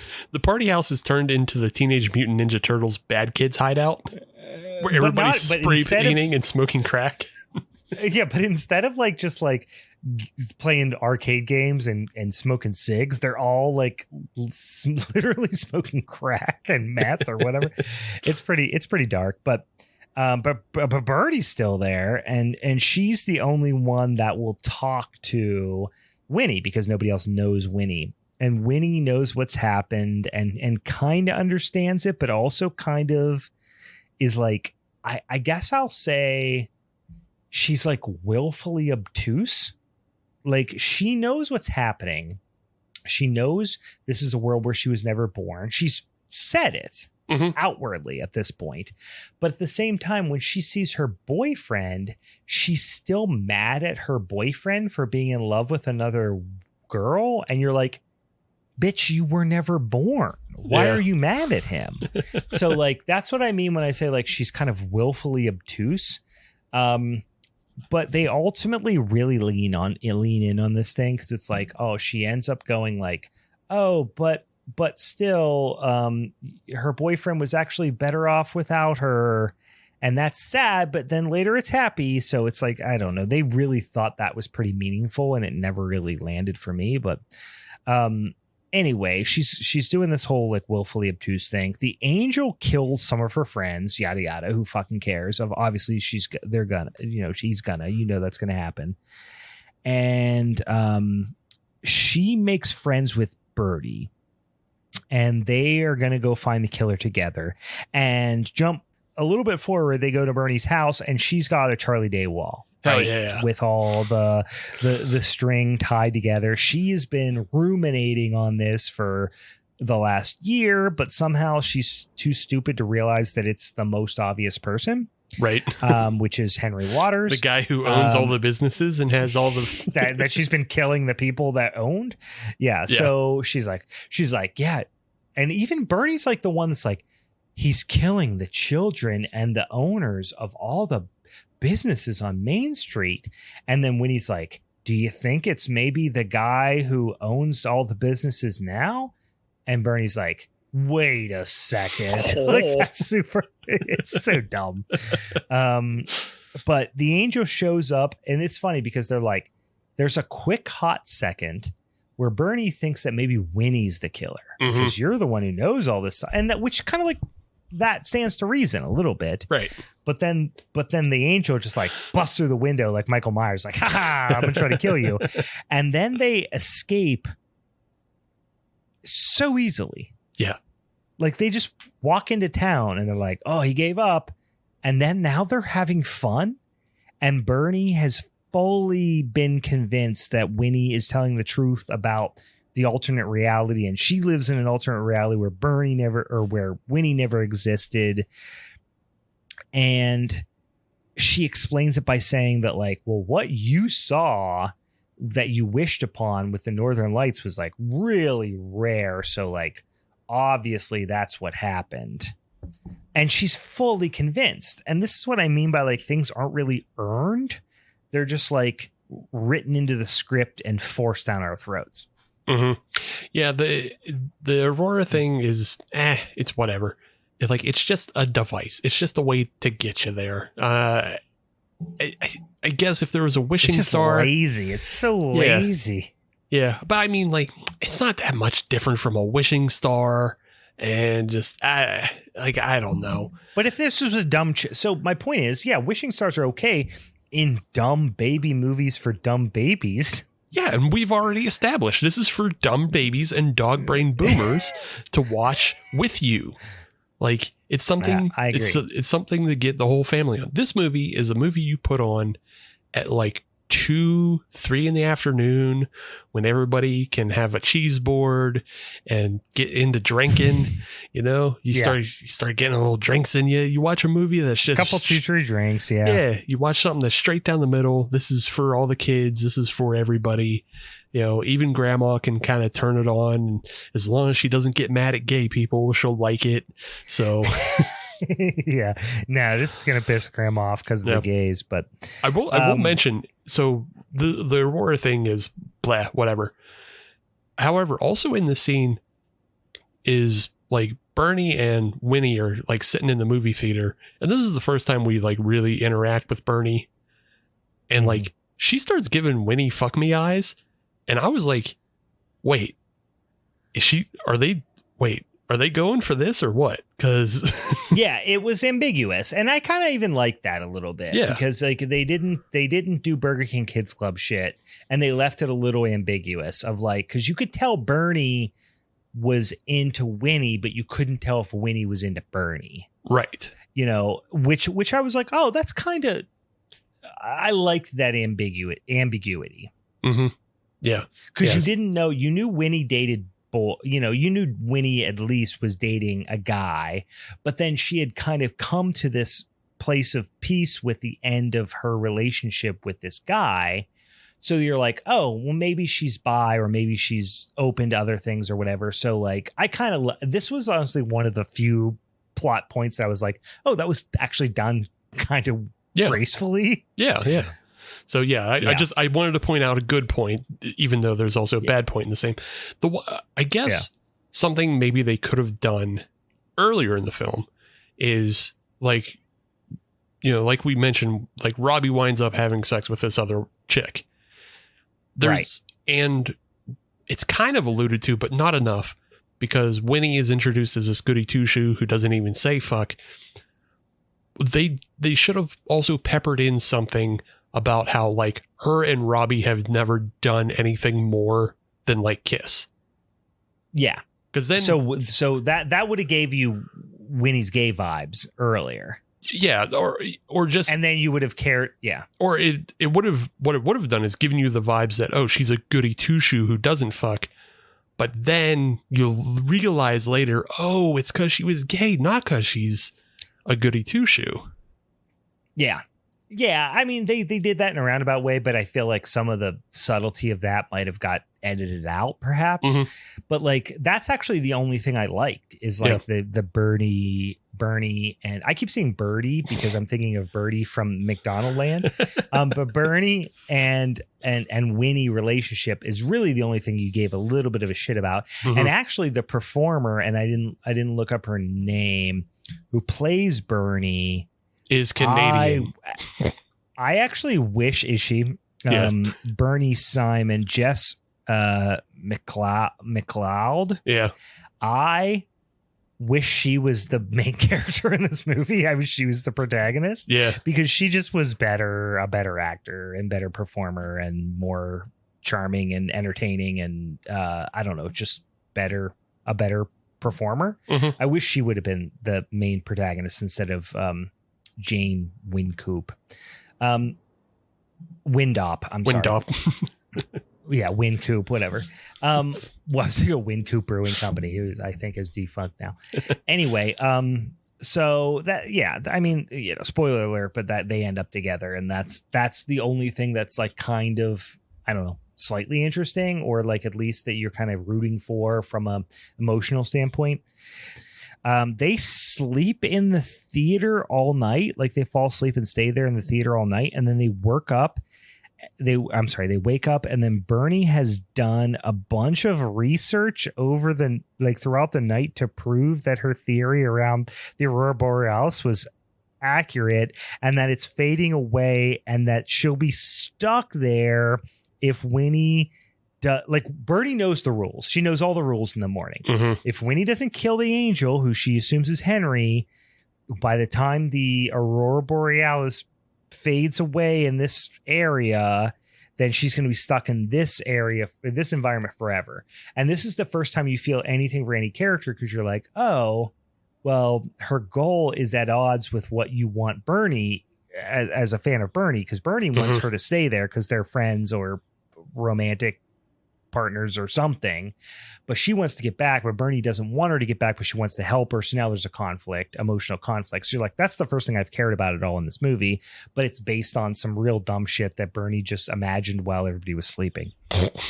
But they go to Winnie's house, and she's, immediately convinces her aunt that her whole story is true about the I was ever born and all this stuff, because she tells her an embarrassing story about a thong or something, which is like, fine, whatever. Okay, fine.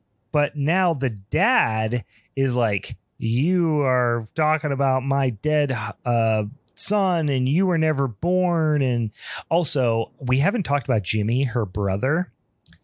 Jimmy was gay, and they do this very shoehorned Jimmy is gay stuff early on in the movie. We've gone way past it, but before Jimmy gets saved by Winnie, and now we learn in this alternate environment, alternate reality, Jimmy was killed. The mom, David's wife, who they kind of vaguely insinuate is not their real mom, but they never get into it. like, it seems like that got left on the cutting room floor. Yeah. Is like, my gay son, I'm so proud of him. And he even is like putting a rainbow ornament on the tree. And they're like, oh, mom, cool it. Yeah, I'm gay, but you don't have to make a big deal out of it. But the movie is making a big deal out of it, because then they also like show him kissing his boyfriend in an inconsequential scene. Well, like, it's not even his boyfriend, because I also think he was hitting on Buck in the first scene. Maybe, yes. He's flirting at least with Buck. Jimmy's just a guy slut. Jimmy's just trying to get down, which is fine. Jimmy's like the star quarterback on the football team. Right. And Jimmy is like young. He's hot boy on campus and is trying to fuck. Fine, Jimmy, do your thing. But this is the thing, is like, they're so adamant about showing how gay Jimmy is, and how it just, again, it's the Burger King Kids Club syndrome, where it's just like, fine, if Jimmy's gay, that's great. But like, now you understand that it feels disingenuous that you're so focused on his sexuality when that never really was part of the story. It has nothing to do with the story at all. Yeah. It has nothing to do with the story, but you're so, as a script, so fixated on Jimmy's sexuality that the whole thing feels disingenuous. It feels like you're doing representation for the sake of representation, which is just so at odds with the spirit of the genre, I guess, is what I ultimately mean to say. Like, I want that to be the thing, but like, you understand that if you put it out there in the way that you did, it doesn't feel like it's, I guess, representation is representation, I guess, but it's also like, guys, you just seem like, it seems like that meme of, Steve Buscemi coming in and going, hello, fellow teenagers. You know what I mean? It just feels, that's what it feels like. Yeah. Oh, you guys like other boys, eh? Me too. Skateboard over shoulder. Yeah. Like, it's interesting, because honestly, it feels like you kind of get like the 3 different stages of representation in this film, because so Aunt Gail and Karen are just there. And they're a married older couple. Yeah. So they're just there. It's just the way things are. It's not something that's harped on one way or another. Winnie has like a progressing, genuine, earned relationship that bears on the story, because her interaction with Bernie eventually saves Bernie and everything. So it's like it the way they relate to each other is important, because it's important for the end of the movie. Right. Jimmy is just there to just be gay. Yeah. Jimmy is gay quarterback brother who everybody mourns. That's it. He almost doesn't play a character. His character has a bearing on other things, but him as a character kind of doesn't matter that much. And also his homosexuality doesn't have a bearing, because it doesn't do anything for Winnie as a queer character. No, it really doesn't. It's just like, I don't know. And I almost was like, what are they trying to say? That like, obviously there's a disproportionate amount of queer characters in this family. Were they trying to say something there? I don't know. I didn't know. I honestly don't know. Yeah. That's the other thing, is like, it can wind up going so far the other way that it reads bad as like, that's what I'm saying, is it's like, oh, they just have like, this whole family's gay. Like, is that what you're trying to say? Yeah. Like, I don't know what you're trying to say. You just say this house had black mold, so everyone's gay. Yeah. You know what I mean? Like, is that what you're trying to say? Because it seems weird. The whole thing didn't have the right Christmas spirit, so they're all gay. Like, no, that's not the moral we should be telling. You guys didn't pray enough, so your kids ended up gay. Yeah. That's what I mean. It's just like, I don't know what they're trying to say, and it could be good or not good. I don't know. Yeah. It's just, the whole thing just seems so like shoehorned, I guess is what I mean to say. Yeah. If just eliminate Jimmy's sexuality completely, because it doesn't have bearing on the story. It doesn't have bering on other characters. It doesn't matter at all. We all, just let him be. Gay guys can be athletes too. And you're like, fine. You didn't have to like they were like, he scored 6 touchdowns one time and he's gay. And we're like, fine. Okay. Why do we care about that? It doesn't have any bearing on the story. Honestly, yeah, I don't know. If they wanted to kind of go out of the way for like a different representation, they should have made him a furry. just go completely opposite. If truly the story is like, you can't, judge a book by its color type of or by its cover situation, and it's like, oh, he's Mr. Popular in school, and then he's actually into like something that's slightly more subversive, like that would have been cool. I would have been all about that. Yeah. But instead it's just like, gay guys can score touchdowns too. Yeah. It just seems so babyish and dumb. I don't know. Yeah. Anyway, so I'm confused, and this is actually one of the low points of the movie for me. Joel McHale, who plays the dad to the daughter who never existed. It never quite communicates that she's a stranger to him. It always feels like he kind of knows who she is. Mm-hmm. Like he's like, get out of my house because you don't exist, because the script told me you don't exist, but the character kind of seems like I know you exist. And like, because like he's willing to give her audience in scenarios where you would never in a bajillion years give a stranger insights to or audience on the topics you're talking about. So it's just, to say unearned is like almost an understatement. It doesn't make any fucking sense, really. Yeah. When he's doing his Bob Cratchit routine up in his office, and he lets her come in and sit down rather than just saying, get the fuck out of my office. What are you doing here? Who are you? Yeah. If some stranger came in to like, I'm sitting in my office right now upstairs, right? And if some stranger came in and was like, I need to talk to you about your dead child, I'd be like, I'm gonna, first of all, I might actually just physically beat the shit out of you. Yeah. But also, somebody already called the cops. The cops are on the way, and I'm probably have my like knee on your throat. Yeah. Like, it's time for until fights. The cops arrive. Yeah.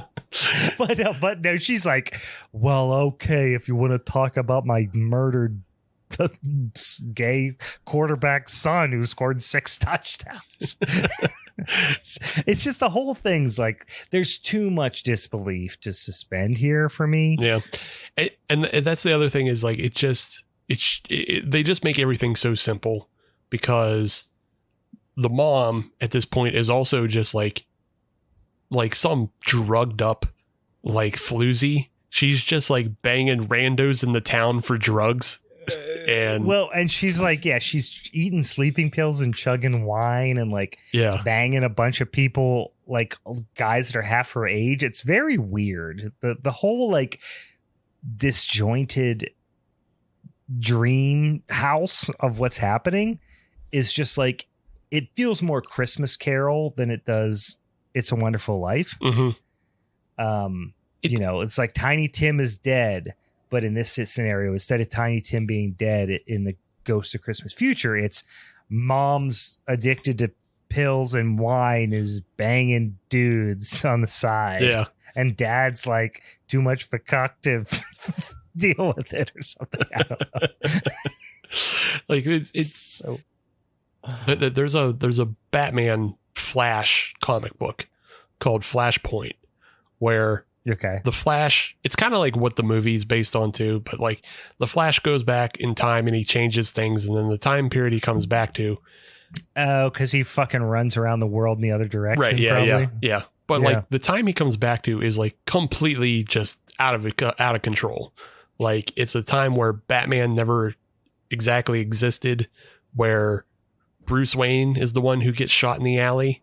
So his dad becomes Batman, and then his mom becomes the Joker, and then like the entire town mom becomes the Joker. Yeah. Well, that sounds interesting, actually. And then like the entire city is in ruins, and like Batman carries guns and shoots people, and like, so it's this extreme exaggerated version that we're getting of like mom's all pilled up, and dad, who we now find out is also an angel and is doing the killing.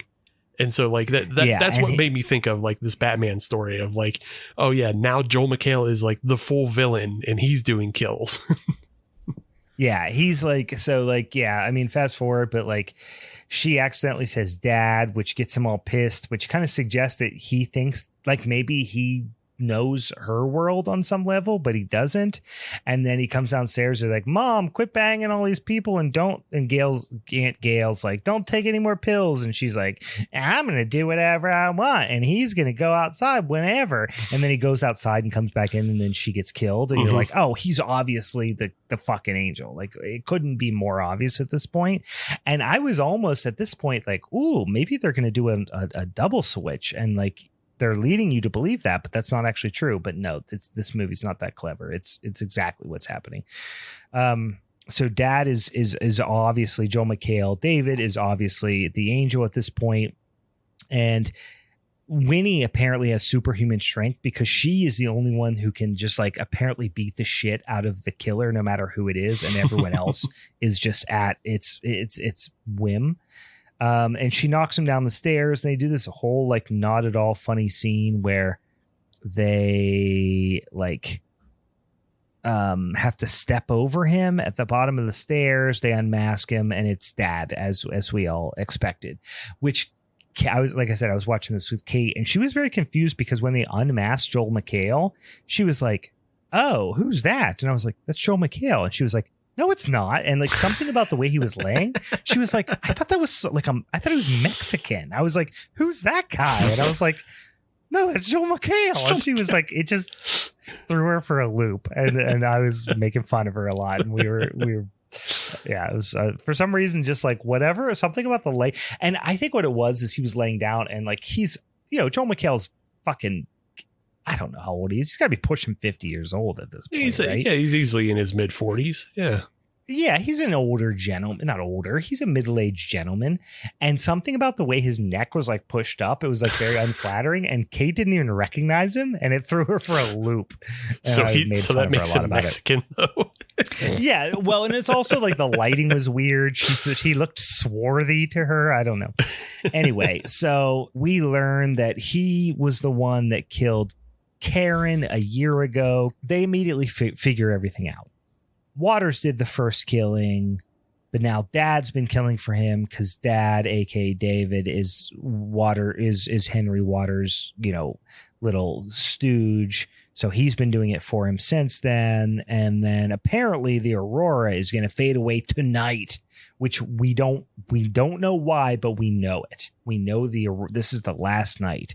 So they have to kill dad, aka Joel McHale, tonight, or else we're going to get stuck in this alternate universe. And it's like, we just took all that for granted, even though this is all just at the very best hunches from the weird girl that we just became friends with 5 seconds ago.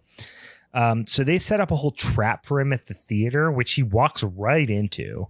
Like they literally put on the marquee, like, come over, killer. We're ready for getting killed. And then they show up.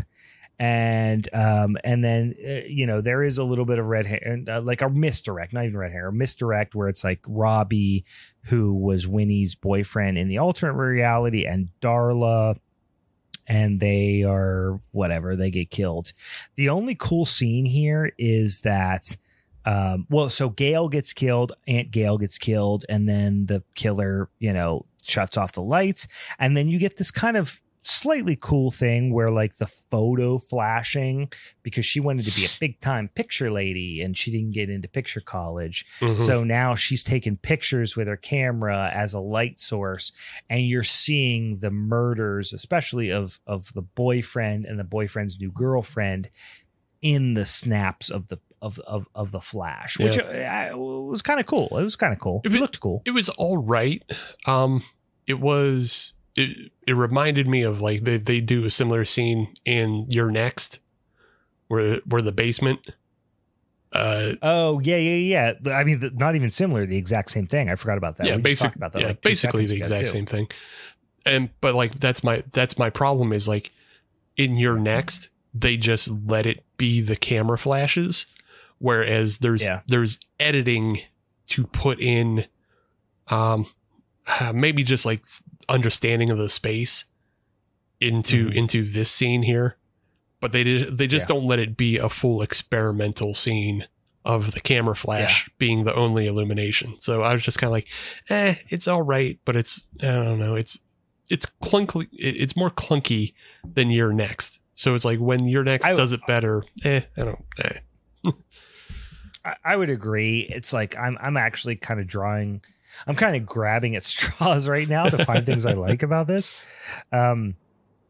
So they kill Dad in essentially the way you would kill somebody in Age of Empires, where you just like put up a spike and they run into it. And he kills him, and Dad's killed, whatever. Birdie reveals at this point that she was gonna kill herself, but that now Winnie has shown her that her life is worth something. And that would have been that kind of a cool switch if they would have so explicitly just laid it out. So much so as Birdie says, I wasn't Clarence, you were. And it's like, God fucking damn it, guys. Like, have some respect for your audience. Yeah. A little bit. To know that they probably have seen It's a Wonderful Life and understand you've already done one cute little switch 'em up. Understand that we can figure out the switch 'em up without you fucking spelling it out for us. Right. It's just like, it's just, to say on the nose is an understatement. Like when they spell it out like that, it's like you just took the wind out of your own sails so fucking hard. But now they're like, oh, you killed your dad and that didn't help. So that must mean we have to kill Henry Waters. And there was a really another painfully bad moment that really hammered home how little they think of their audience, which is after this moment when she basically says to the Aurora Borealis, what I did what you wanted, help me out. And she says, and Bernie says, well, now we must kill Waters. And they agree on that. Or maybe they don't say it at that point, but they kind of look at each other and there's some assumption that like, oh, maybe we still have to kill Waters. That could potentially be part of the mystery that we're trying to solve, the cosmic mystery we're part of here. They actually have a scene where Winnie, I can't remember, it might be Winnie or Bernie or both, have their back to the camera and one of them goes, we need to kill Waters. And it's dubbed over. And it's like, guys. Just the whole thing. And this is what I mean when I'm saying like, because we jokingly use the phrase like, this is a dumb movie for dumb babies, kind of thing. Yeah. Which it is off the bat. Right, but this is like a total lack of respect for the audience. Yeah. It just even the fact that they had to question it. Because it was always the original intention that you had to kill Henry Waters. Like, yeah, Henry Waters was... Everyone knew that. Yeah, Henry Waters was the killer. So it's... Yeah. Did he add Joel McHale as an accomplice? Yes. But you still have to kill the original guy who ruins the fucking town. You have to fight the bad guy. Yeah. Of course. Yeah. We all know this. But Henry, this scene is really the low point of the whole movie. Henry, this is Justin Long's character once again, is in front of the whole town, and it's confusing and lazy in so many ways. Mm-hmm. So he's holding this, I guess, Christmas Eve vigil kind of, I don't know, this ceremony with what feels like throughout the whole movie a pretty empty town. Yeah. So that's what also makes me feel like it's a Hallmark Christmas movie, because the Hallmark Christmas movies very rarely feel occupied, right? So now we're here and we're in the center of town, and you've got Henry Waters, his wife, who barely plays a part in the movie. And then you have his couple of goons, which could not be less threatening and couldn't be more ineffectual, standing there. And then they have this group of people, and the not audience, but the crowd, we've come to realize are essentially like just a bunch of like, they're really trying to communicate them as like drug addicts, right? Mm. They're like, you know, meth heads, whatever, or heroin addicts, something. They're like zombies. And they even call them, what do they call them? Not zombies, but they use a very specific term several times. I'm forgetting it at the moment. Drones. They call them drones. And you're just like, what are you trying to communicate? Okay. So they're standing on stage, and he's like, well, we got a real family situation, you know, hey, we got a problem on our hands, whatever. And he's got Buck, who's the mayor, on stage, and Henry, in an enormous escalation, stabs his brother Buck, the sheriff, up through the chin, through his head with a knife. Yeah. In front of the quote unquote entire town, which actually is like 40 what look like unhoused people, but with glowing blue eyes. Yeah. So now what you thought was a quote unquote drone, you know, which were people that have just been kind of tricked by Henry Waters, are now actual like zombies, maybe actually hypnotized. Hypnotized is probably a better way of explaining what they look like.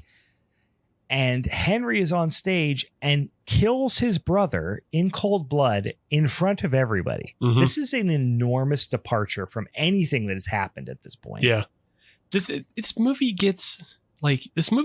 tries to touch on the absurd and the surreal, but it never goes far enough. Well, that's what I said. Yeah, that's exactly what I was about to say, because I'm going, this is kind of fun. I mean, surface level, what I just explained might be fun, but it's not, because they never go far enough.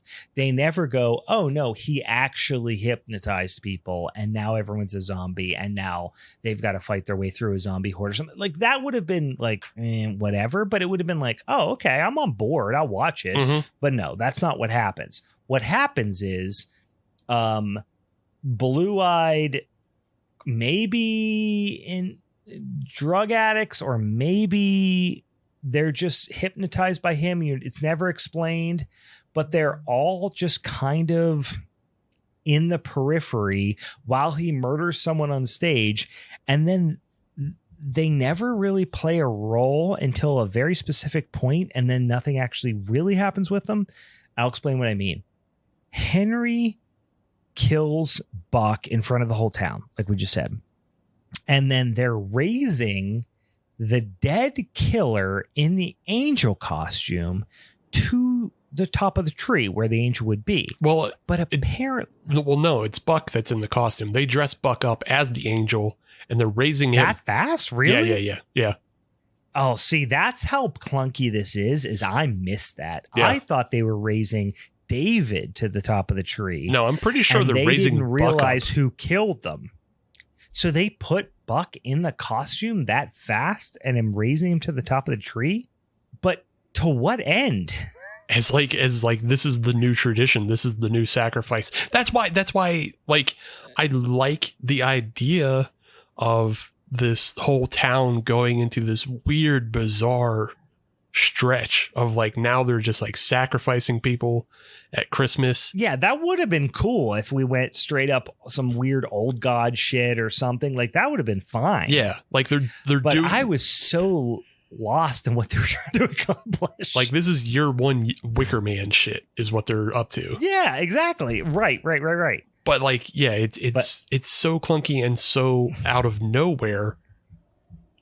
aside from the other like little bits of absurdity that we've gotten, there's a movie that I talked about, which I'm getting reminded of a lot in comparison because it's a better movie, but the comedy Bottoms. Have you heard of that? It sounds vaguely familiar, but no. It's new, and it's about like these two girls in high school who it's basically like an American Pie sex comedy, but like these two girls in high school start a fight club so they can like hit on chicks. Like they start a fight club to fuck other girls. It's, it's funny. Okay. But like the world they live in is so absurd and dubious, and like shit is just on the nose, hilarious. And like that movie does what this movie feels like it wants to do better. So like in the time while we're talking, I also was reading something else. I was reading from the writer of this film. Okay. And this kind of goes back to like the representation and stuff. And I think maybe this will give us a better understanding of like what was being attempted. On the character of Jimmy, he said Jimmy was who he wanted it to be because it's like a self-insert. Like the writer of this film is gay, and he was also an athlete. So like Jimmy was a self-insert. And then everybody else being gay is... That's not an excuse for a character that doesn't make sense in the context of the story. It's not an excuse, but it's just a self-insert. But like, what he was attempting was, he says, there was a part of me that thought this was the ultimate satirization of the Hallmark film, because he wanted to make a bunch of people gay because those Hallmark films are so straight. And so I think... Well, it's like that would have been more poignant 5 years ago before they started making gay Hallmark films. So now there's a bunch of gay Hallmark films. Okay. I'm not aware of that. Not a bunch. But... Well, not a bunch. So here's the thing. It's like, and this is for you to not be in the inner sanctum of Hallmark movies. Here's what happened. And this is actually very interesting. And you're going to piss yourself a little bit, I think. Okay. So Hallmark movies are notoriously heteronormative, like the most straight things of all time. Right. In recent years, they have started. So like a handful, maybe a decade ago, I don't know. They started making more diverse ones, like specifically with like Black protagonists and cast and stuff like that. Right. And then everybody was like, oh, okay, they're being a little more inclusive, whatever. Well, a few years ago, and I'm just going to say a few because I don't know exactly when, but a few years ago, they started making some more, or I guess less heteronormative ones, right? So they started making ones with like gay or other characters involved with them. And some of the ultra right-wing fucking psycho, like Candace Cameron Bure and the actress who played Winnie Cooper. Speaking of it, really? So this has to be a reference because the character's name's Winnie in this. And I didn't even make the connection till now, which makes me feel very stupid because Winnie from the Wonder Years. Yeah. Winnie was a few years ago was in 30 to 40% of the Hallmark Christmas movies as a romantic lead. Okay. And her and Candace Cameron Bure. Yeah. Bure. Whatever her fucking name is. Who cares? It's a hockey player. Sucks. That's why I know it. She blows. Her and Winnie Cooper left and went over to some ultra right-wing conservative bullshit Family Time USA station because they were basically protesting the gayness that Hallmark was trying to bring in. Yeah. So that's why her name is Winnie. That's gotta be. Okay. Yeah, because I knew like Candace Cameron was like super right-wing and everything. I didn't know that she had moved on to a new channel because of that. But yeah, it's called like Straight White USA, like, or whatever the fucking Great American Family channel according to Dan. Yes. Oh my God. That's even more on the nose than what I just said. God. Yeah.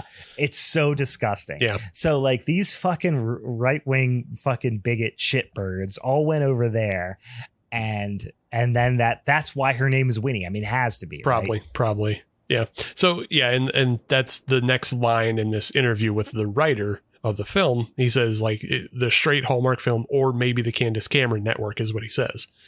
Okay. But then he says, what he's saying is like, these movies are so straight and so heteronormative. I thought, let's do the opposite. And it's like, as a queer person, if I have the ability, I'm going to do it. I was like, if I can put 6 queer characters on a movie, let's do that. No one can stop me. So that's cool. But if that is fun. Yeah. I mean, that's cool if that's what you want to do. And my point would be, is just like, if you're trying to make a parody of those films, make way, way more people gay. We'll make everyone gay, and also like just make it more surface level Hallmarky, because like it's just like you had a great idea that I genuinely love, like to be transgressive and make a queer Hallmark movie, like an ultra over the top queer Hallmark movie, is fucking great. Right. I think that sounds so fucking sick, but you fucking pulled up. You just pulled up. You had Joel McHale and Justin Long and whoever, not to say that that's what influenced it, but you were leaning in, and then you fucking pulled back on the reins. Yeah. Oh, it didn't land. It definitely wouldn't have been Justin Long causing them to pull up, because he's played one of the greatest gay characters ever in the Kevin Smith films. So like, that's true. I'm not saying it was those characters who did it, but I'm just like, once you start getting more money involved, now you have more cooks in the kitchen, and ultimately what I mean to say is no matter what you can't deny they pulled up. Yeah. Well, I mean, and that's, and for that reason, it didn't land. Yeah. The whole thing didn't fucking land. And that's what I'm getting at is overall, they didn't go far enough with anything. They didn't go far enough on the kills. They didn't go far enough with this absurdity of like how the alternate dimension should be. Like it's kind of absurd, and then like this last scene is crazy, but it doesn't make a whole lot of sense. Super like ultra queer Christmas horror movie is the fucking best thing I ever heard in my life. Like that sounds so much fun. Yes, fucking that sounds so much fun. Like have Ty West direct the gayest Christmas horror movie of all time. Yeah. I'm there. Yes, I'm fucking all for it. This just felt like they pulled up so hard. Yeah, it does. Because I mean, like, there's a whole, like, there's just, even though that we have representation of a gay character, a lesbian couple, and then I guess maybe a bi character in Winnie, like we could have. There's just so much more to the spectrum. You could do so many, like I said, like, include a furry character, include, a character who does drag, do like everything, to piss off. Everyone's uncles. Just piss off your uncle. In every sense in the word. Do it all. Make everybody uncomfortable. That's what it should be. Like, that's how you make a piece of art, is you make people uncomfortable. Bring the fucking Boulay brothers in. Yes. Like, just go you're on the same fucking network. Bring them over. Like, just make everyone's uncle so uncomfortable. But anyway, so here's the laziness of the climactic scene, which I was just like, it's just so at odds with the most fun, over the top, transgressive queer horror that I've seen. Like, I keep saying Knife Plus Heart, but like, I fucking love that movie. And it's just such a great example of like just some going over the top. They do this whole scene where like just Winnie and Birdie just like beat the shit out of Henry Waters, Justin Long's character, on stage, while everyone just stands there and watches. And then they stab him, and he just like puts up zero fight, and the town just like exits their trance, but and then grabs him, but you never really see the ramifications of that. And then Winnie says she was there to help Birdie, and then they like kiss. And then she wakes up, and she's getting the present she wanted. She gets a camera, but she's still wearing the fucking pink workout clothes. So it's like, did that happen or did it not happen? Whatever. You can be ambiguous. That's fine. But literally there's a 30-second span, and I'm not even saying 30 seconds of dialogue. I'm saying 30 seconds of screen time where every single thing that happened in the movie gets solved. Mm-hmm. And really it gets solved in 12 to 15 seconds of dialogue. Yeah. And it's just so lazy and dumb and bad. Yeah. The turn of the parents is so bad. Like, hey, we're sorry we ignored you. And then here's your camera. And then, okay, bye. And then, hello, movie house. And then Bernie. It's like, yeah, okie doke.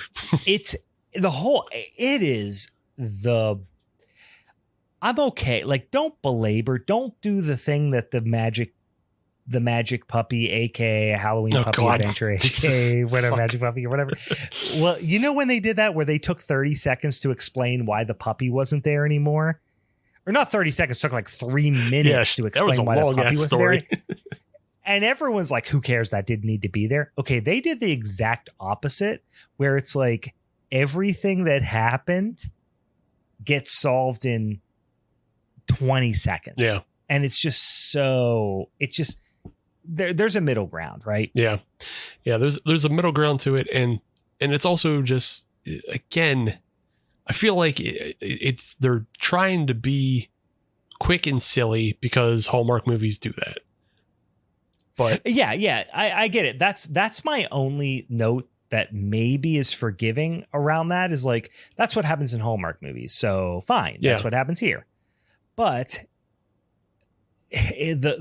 you have to have the emotional climax of the movie, mm-hmm. which in the Hallmark movies is, this guy or girl, it could be the protagonist or her love interest, but she or he were going to do business in the place where she doesn't want business to happen. So we're mad about it, but ultimately that gets resolved. But there is a climactic moment where they kiss and all this sort of thing. This gets kind of fucking sidetracked because Winnie wakes up and it's Christmas morning. So it's a little Ebenezer Scroogey, like, oh, it's Christmas morning. What day is it today? Blah, blah, blah. Yeah. There's a little bit of that, but okay, fine. Winnie remembers Bernie. Oh my God, Bernie. She was going to kill herself. I hope she doesn't kill herself. So she starts running down the street to save Bernie. And this would have been a great opportunity for us to go like, because the only character we care about is Bernie. Mm-hmm. And no one cares about anybody in this movie except for Bernie. So you're like, damn, I really hope Bernie doesn't kill herself. That'd be a pretty big bummer. Right. But as she's running down the street to because she remembers Bernie, she does a whole George Bailey bit. Yeah.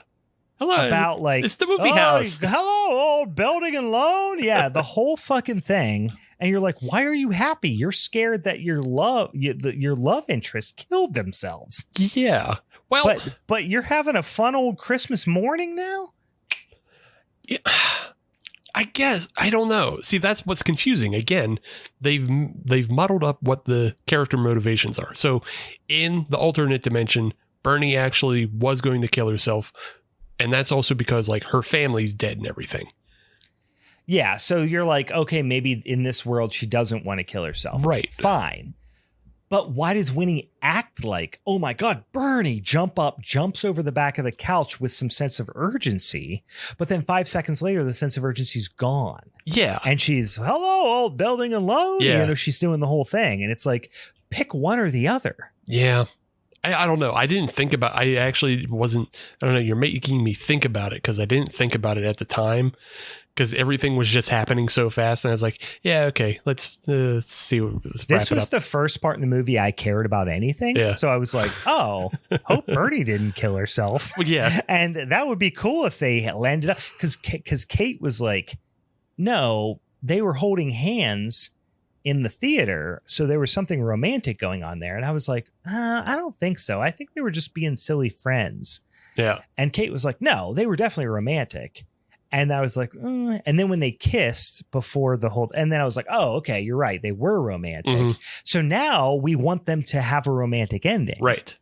And then when it's wake up, oh, I hope my girlfriend didn't kill herself. I'm like, oh, now I care literally for the first time in the whole movie. And then she's running down the street to her ex-boyfriend going, you guys are actually really cute together. I'm like, God. And I'm just like, bitch, why do you care about them when your actual you got places to be? Have killed herself. You know what I mean? But see, that's the thing. I think it's a flip of the coin because the motivation is muddy. It's a flip of the coin whether or not you thought that. Because I wasn't thinking about did Bernie kill herself, because I just assumed because we're back in the other dimension, she wasn't suicidal. She was just an outcast. You know what I'm saying? So like, I guess so. But like, why was there a sense of urgency initially then? Just to go see her. Because like, I think we're both right. It's just a flip of the coin whether or not you thought about that or not. Like, I think we're both right in this because it's not that strongly written, but like, it's urgency to go see Bernie. And then it's like, you don't know if Bernie remembers anything. You don't know what, anything means, but like still Bernie is an outcast in this universe. So Winnie still wants to do her best to get back to Bernie and like interact with her. Yeah. I mean, I get that. And I would have agreed with you until she opens up the door. Yeah. Because when she opens up the door, Bernie basically, so she sees Bernie and she's like, oh, I don't remember what she says, but she expresses some relief that she's not dead. Yes. And then that's when I'm like, oh no, she was worried she had killed herself. See that, I was on board at that point, but I hadn't thought about it until then. So everything else about the movie house and shit, I was just like, they're just doing silly reference, whatever. I get it. And then, because she's like, oh, you didn't kill yourself. And then Bernie, replies with, what are you doing here, batch? Well, then and then Bernie plays a silly trick. Yeah. Where she pretends she doesn't remember the whole thing, but then reveals that does remember and she was there in the beginning. Yeah.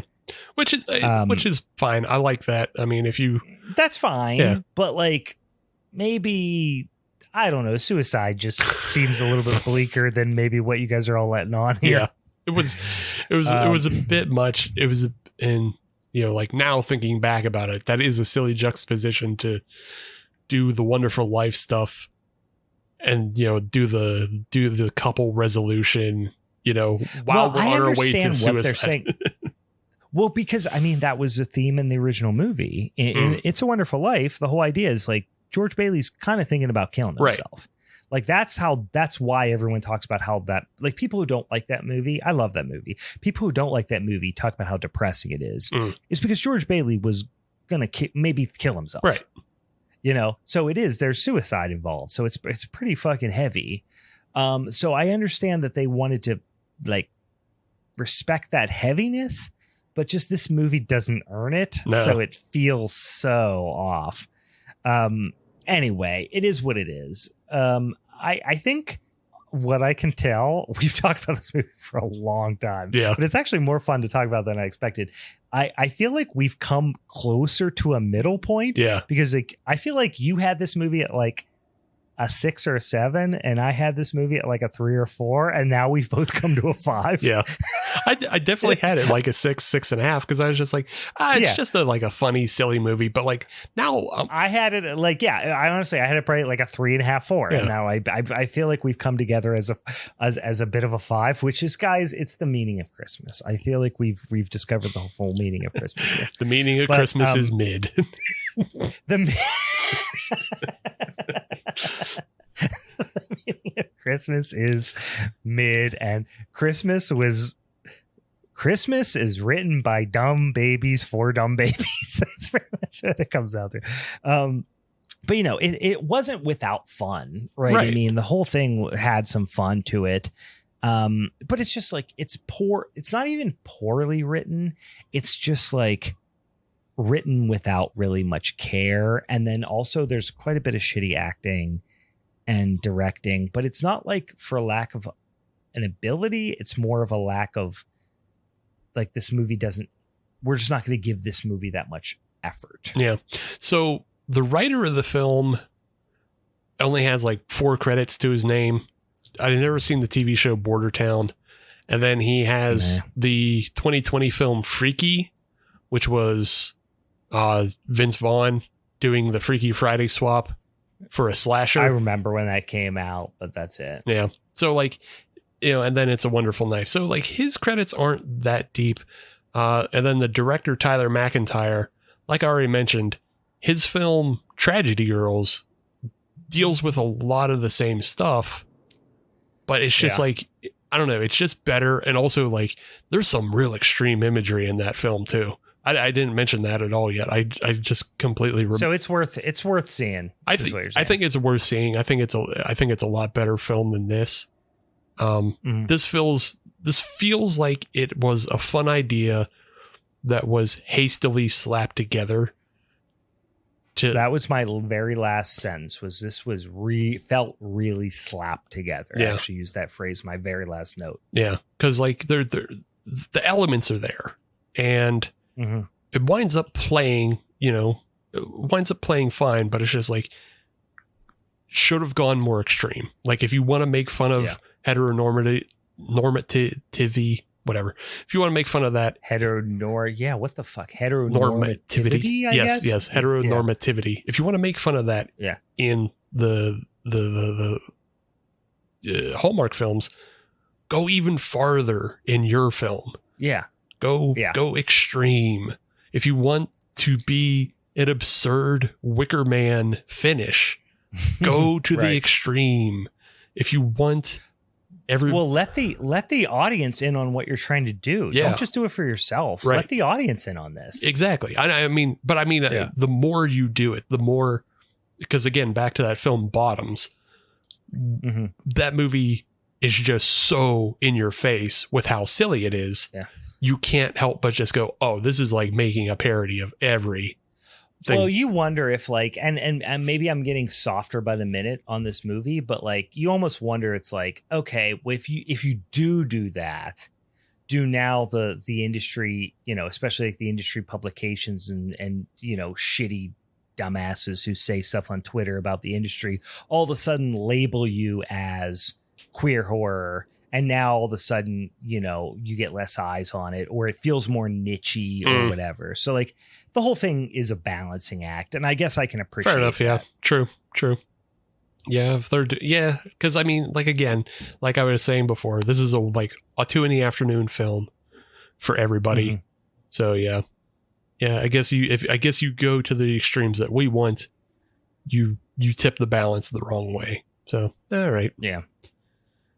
I could appreciate that. I get it. Anyway, here's what we got.